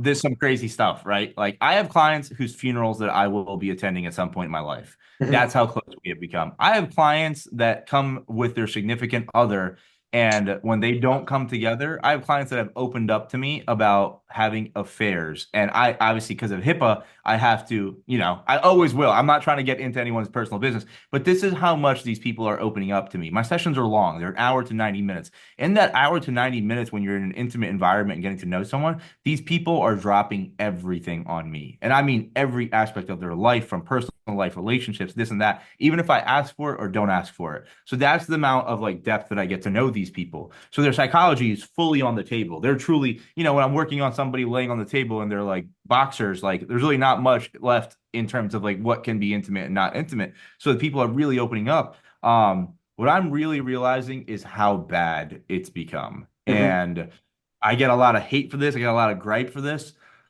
This is my interesting take on this, because the bodybuilding community and the way that they are, everyone's got a lot of opinions. I mean, it's just everybody in general. But to me, I don't like the way that fitness has become pushed onto the young generation, and what media has contorted what is real and what's not real is super interesting when you look at it from when it's on paper. How is a 16, 17-year-old kid any different, right? Because a lot of people talk a lot of hate on this whole transgender slash transitioning community. How is a 16-year-old kid jumping on testosterone, having no understanding of what the repercussions are going to be, any different from a 16-year-old kid saying, hey, I want to change my gender, right? They're both extremes. And on paper, you fall under the same exact category. But you tell the fitness world that, and they will lose their minds because they don't want to be grouped in with that category. But you are 16 years old. I know 30, 40, 50-year-olds that still have no idea what they want from life. You're telling me that you know what you want from life at this point because you might have some small chance of becoming an influencer. Like that's a gamble you want to take with your overall health and well-being. At Mhm. 16 years old, I had no idea what I wanted to eat for breakfast the next day, let alone Yeah. am I going to want kids? Am I going to have mental health side effects? Is my body going to reject it? Does my family history have potential history of like certain cancers? Am I going to make that worse? I see so much crazy stuff. I'm a big nail biter myself, right? I started Mhm. working on these young female pros that were bikini pros. And I remember working on a few of them, and I saw one girl would chew her skin up to her knuckles. And in my head, I'm thinking, you have to be so messed up psychologically to have that severe anxiety. Like when I tell you, man, like I have some of the worst nails I've ever seen with how bad I bite my nails, but I have never in my life seen somebody chew skin up to their knuckles. And I Yeah. realized like quickly, this is not these kids aren't ready for it. These kids already are coming up in a generation and in a world that we have never seen before. The technological advancements and the exposure that these kids have to the world makes them think that they know it all. That's essentially what social media is. You've given a voice to every single person. So when you Mhm. have these super, super young kids that are getting this approval from people that are only a couple of years older than them, taking these drugs and doing this and doing that, and they already have anxiety from like social pressure, from school, from things that they've never learned. And what COVID did, like no one even talks about that. I mean, most of these high school kids coming to me are absolute space cadets and robots. Like they don't even know how to have conversations because they lost key formative years of their life. And now they're jumping onto X, Y, and Z because of what they see the rest of the world doing. And they're so caught up in what the rest of the world thinks of them. And I'm Mhm. like, this is the baseline that we have and the population that we have that we're working with. And this is what's going to go into an industry where you are strictly criticized based off how you look. Are you really ready for this? Like, are you really ready for me to tell you, like, hey, you are nowhere near a pro level? And most people, 98% of the people I worked with, can't take that criticism well. And I've had to learn who to give it to and who not to give it to. A lot of people think that, like, oh, you're hardcore, you're a badass if you're just blunt with everybody. The reality is when you really realize that you have to work with certain people a certain type of way, and certain people have such severe mental health issues, you cannot be blunt with those Yeah. people because you don't know what kind of like you might send them off the edge. That Mhm. last statement you give them could be the last statement that they need to hear to do something severely dramatic. It pains me to see this in a sport that I love Mhm. for sure, but it makes me open my eyes up to the harsh reality of what really is. Because by being so close to, like Justin, truly being one of my best friends, I see the dark times. Mhm. And people do not understand like how dark is really dark, especially when you get to the level where it affects every aspect of your life. Mhm. Like that's no joke. And I see it even with the younger bodybuilders coming up now. I see the ones that I really see struggling with mental health. Mhm. And I can pick up on that stuff through social media now. Whereas before, most people see somebody on social and they think like, wow, this physique and this and that. It's just they're just going based off what they see. I pay a lot of close attention to the trends that people post on, how they post, what kind of content they're posting, like their body language in their posts and all this and that. And you start breaking it down and you realize, oh, this person's got severe like mental health issues. This person's got severe body dysmorphia. I mean, we had Olympians this year that got called out by Goob for photoshopping. Yes. If you can have that severe of dysmorphia exists in the entire industry. That's just the name of the game at the end of the Yes. day. You're never big enough. You're never good enough. It's always going to be the case. But to see it that even at that level just makes you Mhm. realize like this is no joke. Now we're combining hormones that truly change the chemical composition of the body and the brain with people that are already unstable. I think it's unprecedented. And I think in the next 10 years, we're probably going to see a pretty negative shift in And terms that's of what. some of Go the ahead. content we've been putting out was trying to touch on the personality psychology of people, of athletes. If you followed anyone listening, if you follow the Matter page, we've done a whole series now on addressing the big five personality traits and their role in sport, like how they may impact someone positive and negative, because people just don't know. But if you're someone who's already highly neurotic, or at least on the emotional spectrum, you're leaning higher towards neuroticism, and you're highly strung, I guess, or like a type A conscientiousness, which is known for goal, task orientation, and industriousness. You're someone who's very task driven, very compulsive to that completion of that high quality task, and neurotic about how you look. Those two things pair together to a very dangerous position for body composition and competing body composition sports. And I think that the crazy thing is right now is that we're opening up this sport to wanting to increase the population size and make it more accessible to everyone. The problem that I'm finding is, and you can touch on this as well. I'd be curious what your opinion is, but I'm seeing a stark difference in people that have played other sports and then become bodybuilders, and people that have no sporting background. I just want to try this out. I went on a weight loss journey once, or my girlfriend's sister's dog's best friend said I look really good. My auntie said that I had a nice bum, and I thought that I looked good in a G-string bikini on stage. And I saw my other girlfriend did it. She said she had a great time, but her coach is over there, so I'm going to go with a different coach. So already the context of those experiences is going to be vastly different. But we're seeing like people just get jumped straight into this idea of competing being for everyone. It's we've got to open the doors and let out the floodgates, and it's got to be accessible to all. But in my opinion, it's essentially, and I made this joke, before we started recording, but you're essentially taking the sport of V8 or V12 supercar driving, Formula One, V8 supercars, NASCAR, and then going, hey, you've got a 4-cylinder license. You can drive that car. Good luck. Go have fun. And there's going to be, we're not responsible for any consequences that come from that. I think there's a degree here that we're lacking the awareness of the risks that our sport plays. And that if you're not someone who has a sport competitive background, and you also have body image issues, you have compulsions and neuroticisms that already exist in your life, and you're adding that, it's essentially just taking not only a tank of gas, you're taking a truck of gasoline and pouring that onto a fire and going, this shouldn't burn. Like, this shouldn't be a problem. Like it's so detrimental to me. And I lose business by saying this. I've turned people away. I've had consults with 16 to 20-year-olds, and it sucks to me because like I have to go through the phase of proving my ethics and values as a coach because I don't want to see you experience these negatives, but it also comes at the cost of my dollar. And as you said, we are businesses, and I have to stand on my business and say I'm not willing to put you through that, and I may lose 20, 30, 40 competitors over the next 5 years with those principles, but I'll be the first one to tell you that I don't think you're ready. And that to me is like not enough people are saying that as coaches, yet we're trying to open the doors more and more and more to expand the population. But what happens is as you increase the size of the population average, and this is where research becomes important, you're increasing the level of problems that come into our sport because the average people have problems. They aren't grown up to be high performance athletes. They haven't been coached to be high performance athletes under the pressure, under the extremes, under the severities. And then you're going, oh, if you do some recovery tools, that should help out. That'll, go de-stress, go watch a movie. You are talking to someone with a textbook list of psychological issues, and as a coach, your only knowledge is go get a massage, or just de-stress, sit down, go watch a movie, sleep more. Like, to me, it's creating so many problems that it's great to see the sport grow, and it's great to see what, the sport is expanding, but the amount of people that I wish did not compete, or at least, like, I believe I call it like earning the right to compete or earning the right to use gear. I literally say it's like part of our process. Like, you have to earn the right to use testosterone. You have to earn the right to TRT. You have to prove to me that you love this beyond any reasonable doubt, that we're willing to play with your health and mess up the future of your life, that you're okay with taking these things, and it's going to be beneficial in the long run. Because the amount of people that I see will do a first-year show or a first season, a first experience, and then it's like, oh, I fucking hate this. My coach sucks. I'm never doing this again.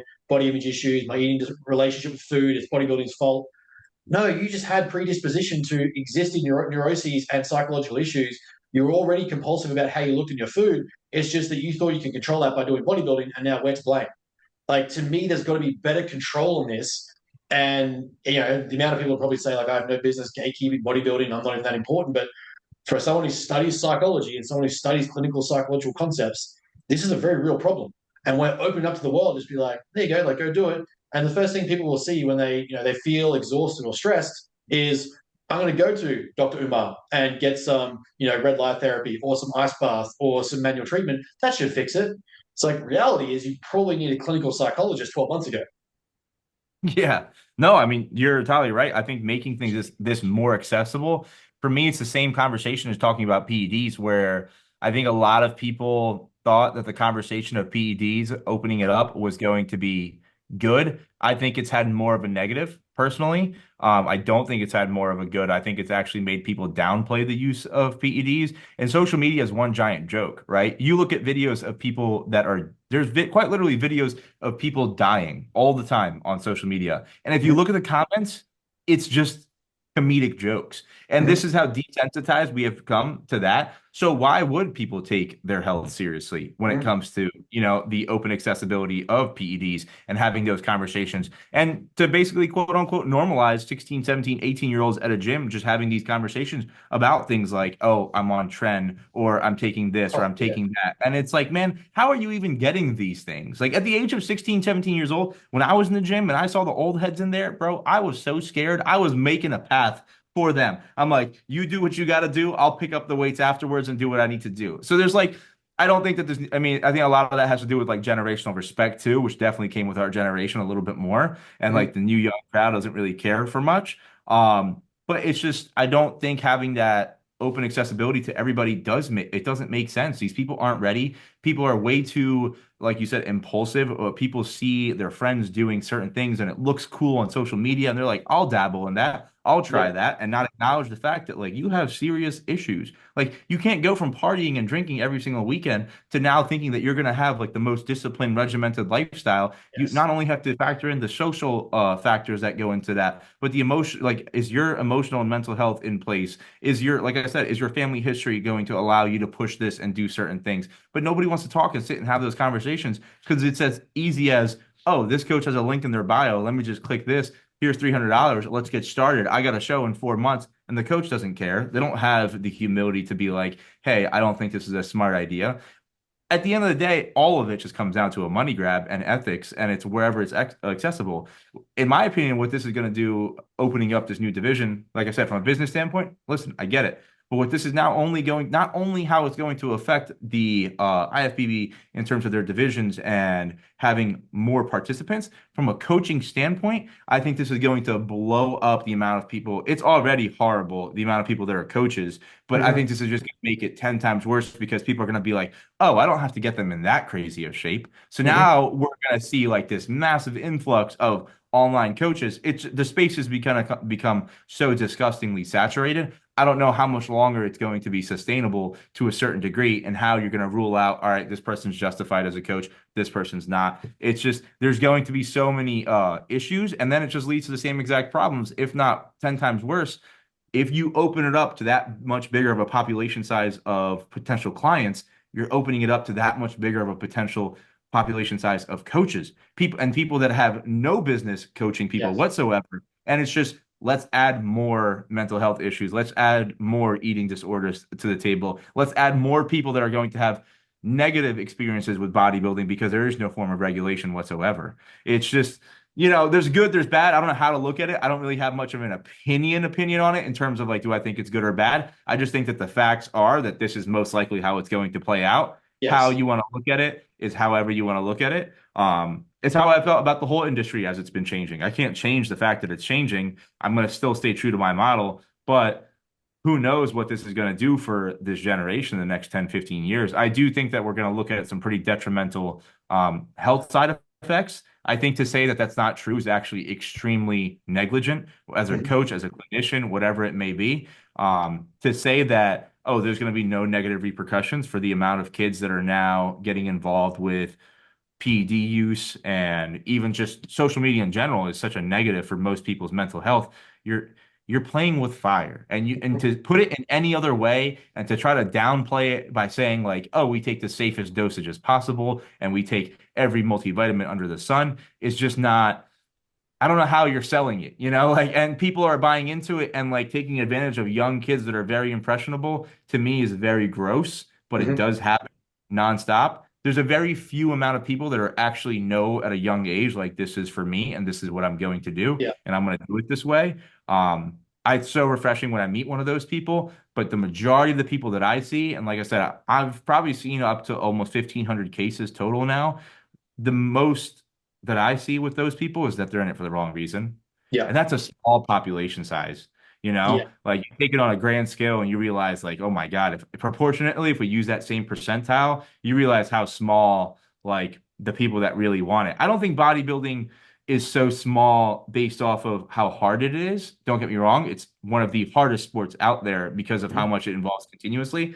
I think it's so hard because of the mental side effects and like the prerequisites of what it requires as a person to be able Mhm. to do that and still not lose their mind. You Yeah. know, you hear stories about a lot of, I mean, the whole roid rage thing isn't just something that's just made up, you Mhm. know, it's something that's come from over long years of incidences. And there are a lot of cases of former bodybuilders that were like big time names that ended up having a lot of issues with the law or having a lot of mental health side effects.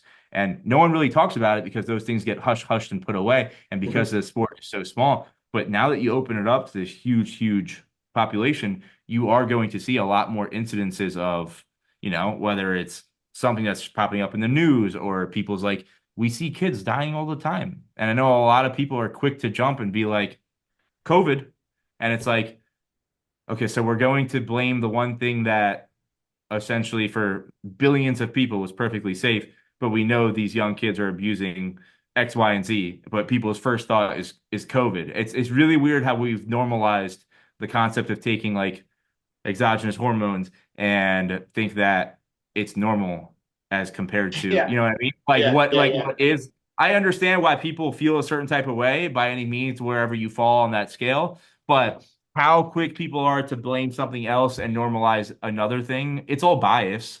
It Yeah. goes back to the Yeah. conversations before that I said earlier about kids that want to transition and take hormones and people that just justify taking hormones because they want to look a certain type of way. How are you, how can you say you're any different? But you bring it up to them, their bandwidth of ability to think is so narrow that anything outside of here is offensive to them. And I'm like, man, you're just as soft. And they hate hearing that. I think a something that we've looked at and I've tested a few times is can I give you the no test and see if you still love this? So one of the things that I suggest putting forward is especially because I don't believe anymore, especially at the amateur level, of the rapid 12, 16 week prep and you just take a client for that 16 weeks and see you later. Like I'm a big believer and I push a lot of our content out, the idea that if you want to work with me for season A 2025, Australia has like 2 seasons basically, start of the year, end of the year. If you want to work for me for season A 2025, you start working with me at least season A 2024. We're not doing the 12 weeks like jump in, get in, fuck yourself up, bottom out your food, increase your cardio, extreme training, and then see you later. I'm never going to work with you again. So to me, the challenge when I get those conversations, I'm like, let's start and then see what happens when I say no to you. If I say no, that you're not ready to compete, or no, we're not competing straight away, do you get defensive? Do you get dismissive? Do you get reactive? Or you're like, oh, this guy has a wealth of experience. There must be a reason he's saying no. Because if you get the former, then I know that emotionally you're not stable enough to compete regardless, because you just had someone like the equivalent of me going to Cav and saying, hey, do you think I should do this as a coach? And him being like, no. Nah. And I'm like, fuck you, don't know what you're talking about. You got no idea. You're wrong. You're an absolute piece of shit. How dare you say this to me? I want to be a pro. He's going to say, what are you talking about? You're an idiot. I know from a world of history that, you're not ready for this, or that's not how you should do it. If I can't get you, if I get that conversation out of you and I say, look, no, you should not do a prep in 10 weeks time. You should not do a prep in 20 weeks time. I'm going to need you for at least 12 months to even remotely get you ready for this based on what I do know of you and what we've experienced so far and what we've talked about. If you get defensive about that, then there is bigger issues here than whether or not you should compete.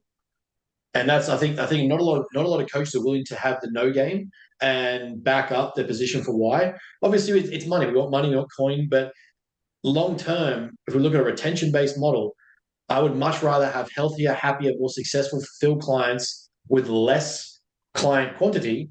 And yeah, eventually, I'm sure I charge a premium price, and we charge a little more money.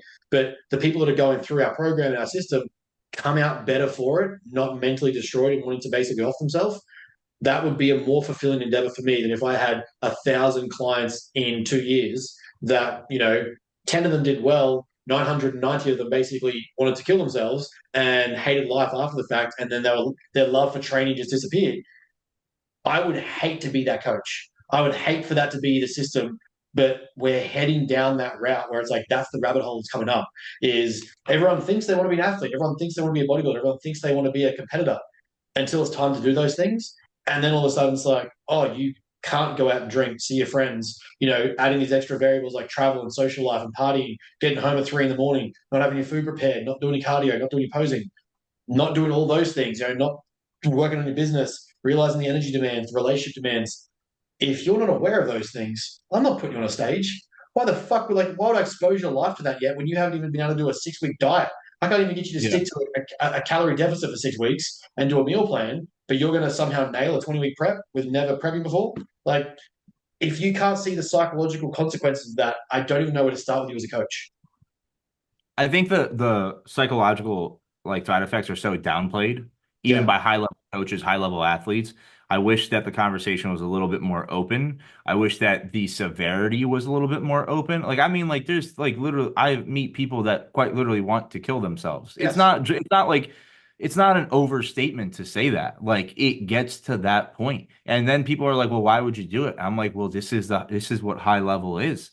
Like, the pressure alone, and it's not just bodybuilding, it's other sports. Like, there's other sports where people literally feel like, yo, this pressure is the weight of the world on my shoulders. Like, it's like that. You take that type of pressure and now put actual chemicals into somebody's brain and make them feel this type of way. I mean, even Dr. Mike has done quite a few interviews where he says he feels very violent on certain drugs. And it's like, you are playing with fire. And if you're somebody that's prone to these things, it might not be the best idea to go down those routes. But it's just, once again, it all gets brushed under the rug for some reason. I don't know why. In the pursuit of what? Potentially becoming an ambassador for a clothing company? Like, that's really what you're banking on? Like, bro, go get a job. Do something. Like, if you're gonna bank on that, go ahead. I've struggled to understand bodybuilding as a sport.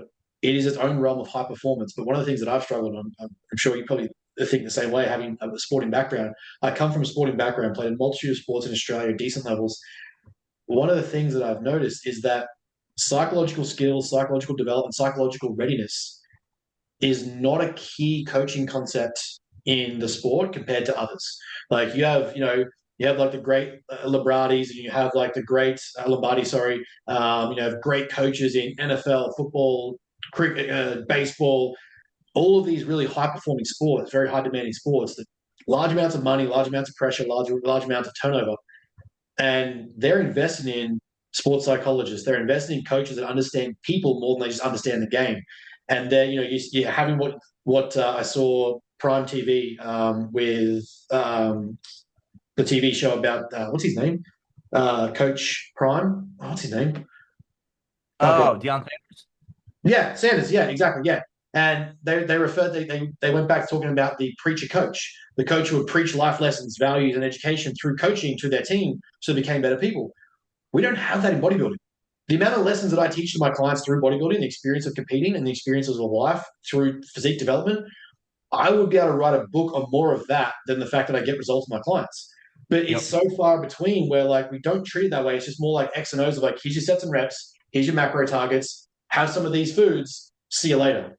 And it's like, oh, what did you do for check-in this week as a coach? Well, my client didn't lose weight, so I pulled down some food and I increased cardio. Okay, but what was their sex life like? What was their intimacy, their relationship like? What was their recoverability like? Did they take time for themselves? What's stress at work like? Are they sleeping properly? Do they have an optimal sleeping environment? All these things that trace back to more of a psychological beginning or foundation, but we don't teach that. We don't coach that. It's just the sport exists as everyone is a textbook. Here's X and O's. Here's macros and calories. Off you go. That shouldn't screw up anything. And to me, it's just it's one of the few sports where I've seen that after all the sports that I've been in, where lessons aren't really taught through the sport to the same degree, or the coaches aren't psychologically as aware. And, to me, it leads to a lot of problems because that is where the detriment is in the coaching responsibility, but also the athlete's ability to be told these things and to digest it and be told no and explain why no and then accept it. It's a to and fro here with the coach and the client. But yeah, it's one of those few sports that I've noticed where, the psychological component doesn't hold the same respect as the physiological or the tangible aspects of the game. Well, I think you hit the nail on the head with that statement right there. Is what I was going to say, is that it goes back to what we said earlier. the barrier of entry is absolutely nothing, right? For an athlete or for a coach. So why would anyone have any respect, right? When you look at somebody and you go to a basketball court and you just have somebody, you pull somebody from the street that's never really done anything like that, and you're like, all right, you're on my team, and then you see them play. Turns out they have no 3D awareness or spatial awareness, and they are absolutely shit at performing. Why do we think that just some regular random person hitting me up on the internet from halfway across the world has the mental and like physical capacity to be able to handle what we think a high performing athlete should be able to do? That's why so many of these coaches are just programmers. You have no understanding that like you might have this top of the line athlete who has multi-sport background, can understand how to be coached, can do X, Y, and Z, and this and that. If you give them that sets rep scheme, they don't need much coaching. They already have that skill set developed. Boom. And then you're doing the same exact thing for somebody who has never had any type of coaching in their life or even physical ability, and you expect them to have the same like respect. There is going to be none. That's why people don't really respect, I hate to say it, the sport from the outside world, nor do people even coming into the sport really have any respect. I have amateurs that come in here and they're just like, yeah, man, I'm going to be the next big thing. Like I'm going to the O. And it's like, do you know how many times I've heard that? Like I'm at a point now where like I have to try to not be rude because of the amount of disrespect that is for the people that have made it to the level. Like the dark times that I've seen Nick or Justin in, it's like, bro, like there's times that I have had to sit and even borderline cry with one of my best friends because of what he's going through or what I've gone through or just how much of a toll it's taking on everybody around him. And that stuff is hard. And you're going to sit there and walk in and not even do your first show and tell me that like, yeah, I have what it takes to get to the Olympia. Like, I don't even want to work with you at that point if that's the type of like mentality you have. There is no like level of respect. And I think that's something that is just, it's only going to get worse because of making it so accessible. There has to be some form of regulation. I don't think that this is necessarily like the right route in the way that I look at it. I think there's other ways. I think that if the IFBB is as good as it is at regulating, and it's getting really good in terms of, listen, if you can get, I don't know if you've been to shows, but if you can get shows where nobody is allowed to take pictures or have their cameras out, you should be able to create a board or a governing body that allows you to regulate the coaches. And I think that should be implemented massively. If you can make people pay for pro cards, make them pay for something that's more important. Make them pay for some form of regulatory fee of like being a coach and understanding that you have the qualifications and that you're not doing something that's wrong. And if some coaches are doing something wrong, like there should be a governing body that like athletes can report to and be like, yo, this coach is doing X, Y, and Z. This is the protocol, or this is what happened. This is how I was treated. I have the documentation. And that governing body could easily hold that coach accountable or blacklist them. It would cause such a huge shift and correct so many issues. And it would be super quick because coaches would realize very quickly this stuff is not hard. Like I get people sending me their stuff all the time and I'm like, man, like this dude could be set on fire if like somebody were to talk about like this happening or that happening. There has to be some form of regulation. I do think we're going to see a pretty negative, unfortunate side effect from this. And it's not what I think that they want, but it's the reality of the situation. The situation is that there's not a high level of respect. There is no form of regulation for this sport. The industry is becoming larger and larger. More and more people are being exposed to something that they don't really understand. And the people that are out here doing the teaching aren't really doing a great job, to be completely honest. One of the things that I really hate, and it's infuriated me for a long time, is people's first point of contact with fitness or getting lean or getting to some sort of condition is that they have to do a bodybuilding show. The amount of coaches that I see or that I know where they're like, beyond even building a baseline of recoverability modalities and having someone understand the importance of sleep, recovery, nutrition tracking, things like that, they're like, I did a Jenny Craig Weight Watchers like meal company challenge, whatever, lost a bit of weight, got a little bit leaner. And then there's a coach straight away trying to snatch them going, I can get you on stage. And the first point of contact to someone getting lean is, oh, my first ever show.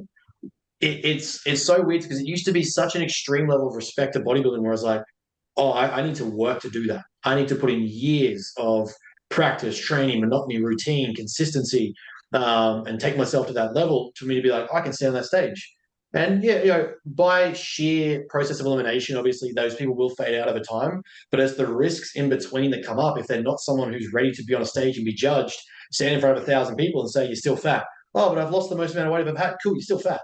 You're still, comparatively to your category, still fat. You have small glutes, you have small shoulders, you have tiny quads.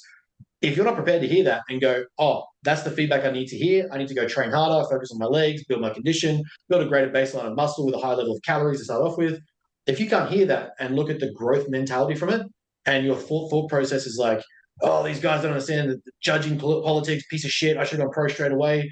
Like, if you're not ready to hear that, then the problems that we line you up for as coaches and a sport, I think, are very dangerous.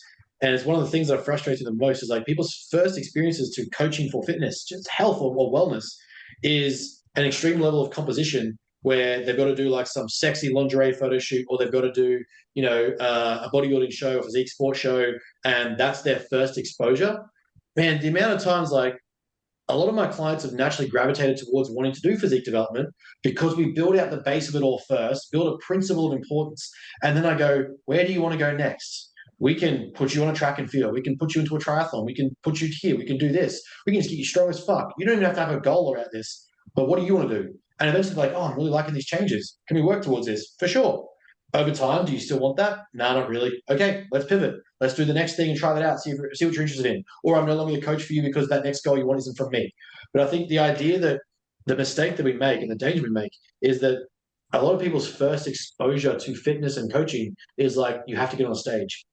And, it's like the first time you throw a gridiron around and you're like, oh, my first point of contact with this is now going to play in the NFL.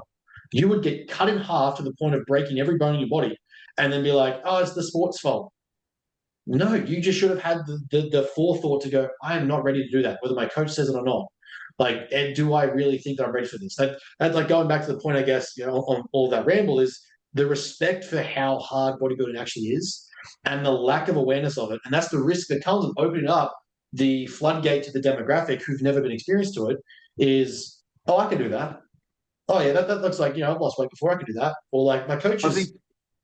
Your football example is great. It's like, that if you get out on that field, you are going to get pulverized, right? Unfortunately, with bodybuilding, there isn't a physical, quote unquote, like immediate like side effect, right? Yes. The side effects, in my opinion, are probably significantly worse because now you could mess up your gut health. You could mess up your hormonal health. You could even potentially exacerbate certain symptoms of cancer if your family has underlying health conditions that you didn't know of and you took like those like hormones or whatever it may be, right? It's like you don't have immediate, okay, I broke a bone, I got pulverized, this or that. There is no level of I could get hurt here.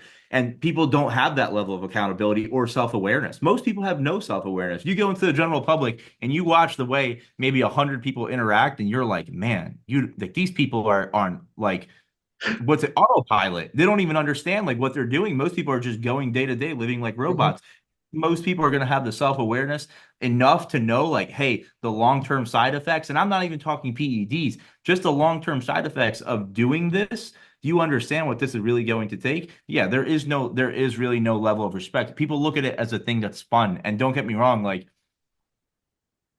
it is in a very small portion. Very rarely, most people ever that I've seen when it comes to this industry, the only time they can appreciate the actual sport is usually about 1 to 2 months after their competition.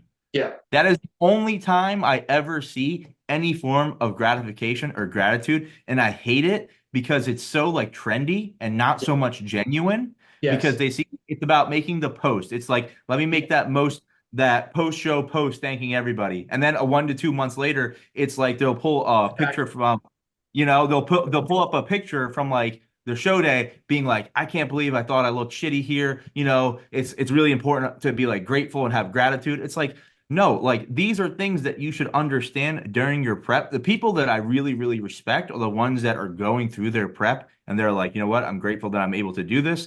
It's another year for me to be able to progress. Those are the ones, that's how I know very quickly how genuine it is. The ones that have the crazy, crazy gratification after it's all said and done. Like, how are you going to sell this to someone and tell them that it's fun? You can't. Yeah. It's not really. And like my experiences with like Justin and going to shows, and people think that even from the Olympia this past year, my phone was blowing up, man. Like I have two phones now, paying 2 bills for no reason. And I kid you not, I had to turn off my phone because of the amount of people that were reaching out to me. And when I tell you how high stress it really is on show weekends, there's nothing about it. I don't care how anyone puts it. Like, there's nothing about it that's calm, collected, enjoyable.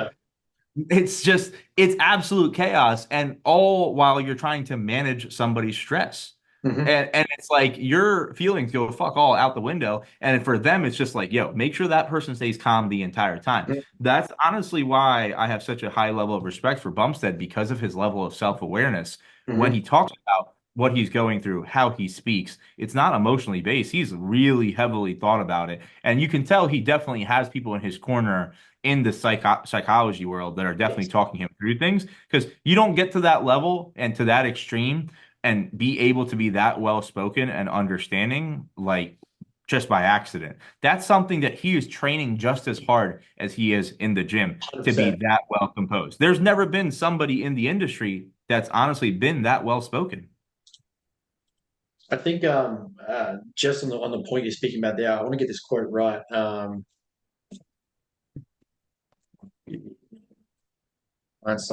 It's really just Professor Freud, one of the most famous psychologists. People misquote all the time. They don't misunderstand his beliefs, his philosophies. Everyone thinks everything is childhood trauma these days because they read one book on Freud. But he said this quote, and what you just described there, I think, is one of the most beautiful aspects about bodybuilding if you can appreciate it. And that is, one day, in retrospect, the years of struggle will strike you as the most beautiful. The problem is, how do we get you to experience that beauty in the moment? How do you get from the hindsight and retrospect, because that's where most memory comes from in bodybuilding, it's where, most sporting careers, like I played 20 years of rugby league. I have no more trophies. I lost my trophies once at an ex-girlfriend's house. I think her parents threw them out, whatever it was. 20 years of my life as a sport basically just done and dusted and gone. All I have now is memories of the games, the events, the trophies, the grand finals, the championships. And each one of them contributed to the man that I am, the life that I live, the beliefs that I have, the philosophies. But I only have them now as memories. But getting someone to understand the beauty of bodybuilding in the moment of experiencing it, not after the fact when everything's all said and done and settled, is one of the hardest things to do, yet one of the most rewarding to do, because you can't truly appreciate what bodybuilding is providing you, what it teaches you as a person, until you are able to reflect on it. But for the most part, most people don't get to reflect on those lessons and those experiences until long after the fact. Till they've all of a sudden got food back in, the energy's a bit higher, the cognitive function's back, and they're like, oh, that was actually the really shit. I should have done that. Well, that was actually really good. That was a struggle. I've never done that before. But to be someone like a Bumstead, like you said, it takes so much work.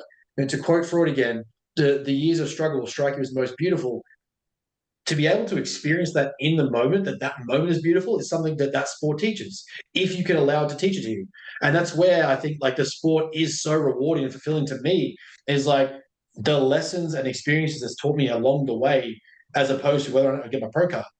And that's the lessons I try to teach them as a coach, is like, what can this do for your life by looking at the hard struggle and the hardship and the real thing, experiencing those emotions. Like, I get clients to be like, oh, I didn't feel anything. I don't care. I'm like, that's a load of shit. I can go back to your data and see where you physiologically responded to a stressful moment. I can see where your weight went up. I can see where your body washed out. I can see where you didn't digest food properly. You had bowel problems.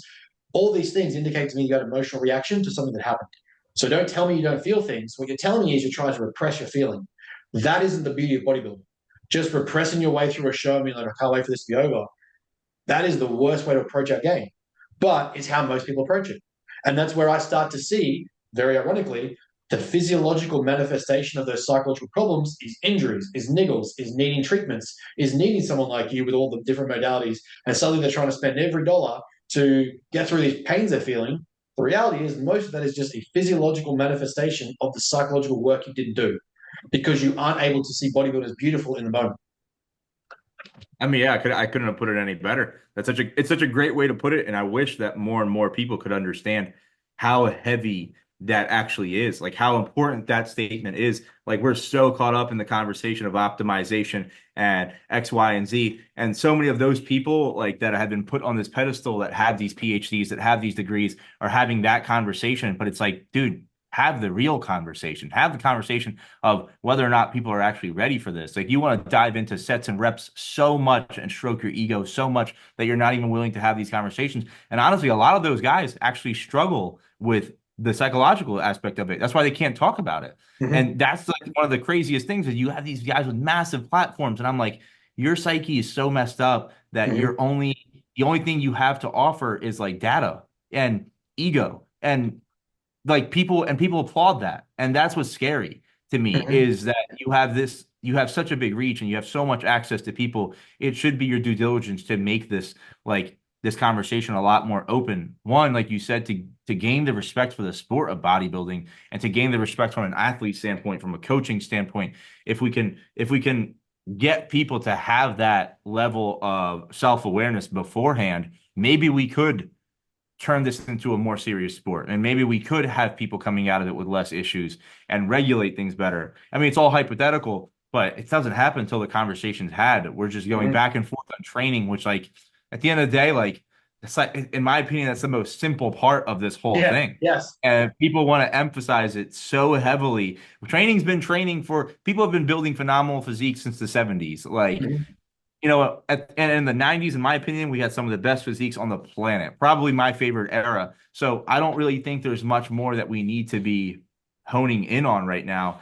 But if you're trying to get your message out to the masses, let's get a message that actually is going to affect the masses, Mm-hmm. not stuff that's only going to affect the 1 percentile that everyone loves to think that they're working with, you know? Yeah. Yeah, mate, we have been on this, oh, I didn't even realize the time until I looked at it just now. We could continue talking about this for hours, but I've got a few rapid fire questions that I want to hit you Yeah, with. let's do it. And then from there, man, we'll get some info about where to find you and things like that so we can wrap this up. But the given your clinical professional background, let's say we're talking about a prep athlete, and we'll split this up. General populace and say like a physique athlete. Um, you're working with someone mid-level amateur, kind of in their second to third season competing. What is your biggest piece of advice for recoverability to maximize the longevity of their career? Second or third season, longevity. I'd have to say I'd probably assess their training the most and see where they're at, see what kind of movements that they're doing, making sure that they're actually accustomed and tailored to them and not just somebody writing up a program being like, hey, do this. Because looking at somebody's anatomical structure and seeing the type of movements that they have for their split or whatever it may be is going to be very important. Factor in previous injuries, anything that's currently bothering them, whatever that could be, and addressing that going forward, right? You don't want to just keep harping on and building on any form of injuries that have been in the past. We are concerned about longevity, especially at this point. We want to see if they can continue pushing. Also, just breaking the basics, like pounding on the basics as much as possible. Like they're not letting them get caught up in doing the most advanced this, doing the most advanced that. You're so early in your career. You need to just keep building, keep putting a really good foundation together, make sure that their rest and nutrition, all the simple stuff like that true meat and potatoes, that is going to be so important in those early developmental years. Getting caught up in all the smoke and everything on social media, I'd honestly tell them to pull away from that. If you're serious about this, from the bodybuilding standpoint, stay true to your coach. There's a reason you're paying for them. Having too many cooks in the kitchen is not going to help. Mm-hmm. Find someone that's also going to be from a rehab recovery standpoint. Find someone that's genuinely well educated in your sport, respectively, and has enough backing so that way you're not wasting your time or wasting your money and is honest. Same thing as the things that you're looking for when it comes to a coach. It should be just as important when you're looking for a therapist or a clinician or whatever it may be. You need to find somebody that actually understands what you're going through and will be in your corner the way that you need them to be. So for somebody at that level, I'd say keep it basic. Basic is the best advice I could give. Making it too complex, so unnecessary. So basic is the best way that I would go for somebody like that. Love it, and I completely agree. Reframing the same question for someone, just a general population, they're getting a training, 4 to 5 days a week. Same sort of context though. How do we maximize the recoverability for longevity? So they're not just simply just beating themselves in the ground because training's fun. How do we get someone to move a bit more but we're taking care of the body, not just the physique. I think for somebody like that, who, like you said before, we were just talking about somebody who is in their second or third season, that person to me is considered intermediate level, right? They definitely have the education, the knowledge enough to understand where they're at, what they're doing, what the goal is. Those things should be very well understood. For somebody, we talk about general population, this person is just like giving you a blank canvas, right? I need to know from that person what they know and what they don't know. With Mhm. somebody like that, education is probably going to be at the forefront of my thought Yes. process. How can I educate this person to understand simple things, right? You have people out here that still believe that weight loss is just simply, hey, I'm gonna eat less, and that's all, and that's it. And I'm like, you understand, like your brain function is going to go down, your ability to process certain things, your mood, your hormones, everything. It's not just eat less. That blanket statement, I wish it worked that way, but it doesn't. So with somebody that's at that level, general population coming to me, I want to know what they know from a movement standpoint, from a training standpoint, and I want to know what they know about just their general life and like actual health traits, factors, lifestyles. Those are the things that I want to address with them. Like I said, giving that type of information to those clients, I've had that client population be so much more appreciative Mhm. to me. They tell me all the time, they're like, man, like I wish my primary care would take the time to like address certain things like this and talk to me like this. Like I've learned more from you in this one appointment than I did anything else. More often than not, people are walking away from me with more knowledge than they are a service. Mhm. And that's where I really find myself being useful to these people. I know a lot of people will look at my pricing and be like, why am I paying this much money? I'm like, you understand, like I'm giving you almost 10 years of experience and knowledge on top of a doctorate level opinion. You can either find value in that or you can't. Some people do, some people don't. So for that person, education and knowledge is probably going to be at the forefront of what my objective is. Love it. Uh, Looking at what it doesn't have to be anything to do with recoverability or anything like that, but given that's what we've kind of talked about, what is one book you would recommend coaches or upcoming coaches, people listen to this, that mid-level of education should go away and read to kind of improve themselves, whether it be psychological exploration, whether it be recoverability, stress management, whatever. Oh, okay. Well, so one book that's just going to be from an educational standpoint, especially when we talk about this, I'd say pick up some form of anatomy and physiology book just to get a better understanding of the human body. Like Mhm. you understand how in depth it can get, you have a certain level of appreciation for it, and then realize there's a lot of things that you don't know, and that will build awareness. From an actual self-help type of book, I actually recently read Jocko's book about leadership, and that to me Oh, was dichotomy of leadership. Yeah. Yep. Super helpful for me Yeah. personally in terms of understanding where I'm at in life and helping me. There's also one called The Alchemist, which is another very big book that's been talked about by a lot of people. Those are just like a few quick examples of books that I've recently read that were very helpful to me. If we're talking, like I said, if we're talking about the healthcare model, the fitness model, the training world, whatever it may be, getting some anatomy at a higher level will set you apart by a landslide. And it's Mhm. not hard to do. And I do think that more people need to know and understand those things. I talk to trainers and clinicians all the time, and their level of anatomy is so superficial that it's actually terrifying that these are the people in charge of other people's well-being. Yeah. No, I agree. Uh, Yeah. fi- Final question. What is your preferred cheat meal, refeed, free meal? You're going out, yeah, you're training with Justin, you guys going to get a feed. What are you getting?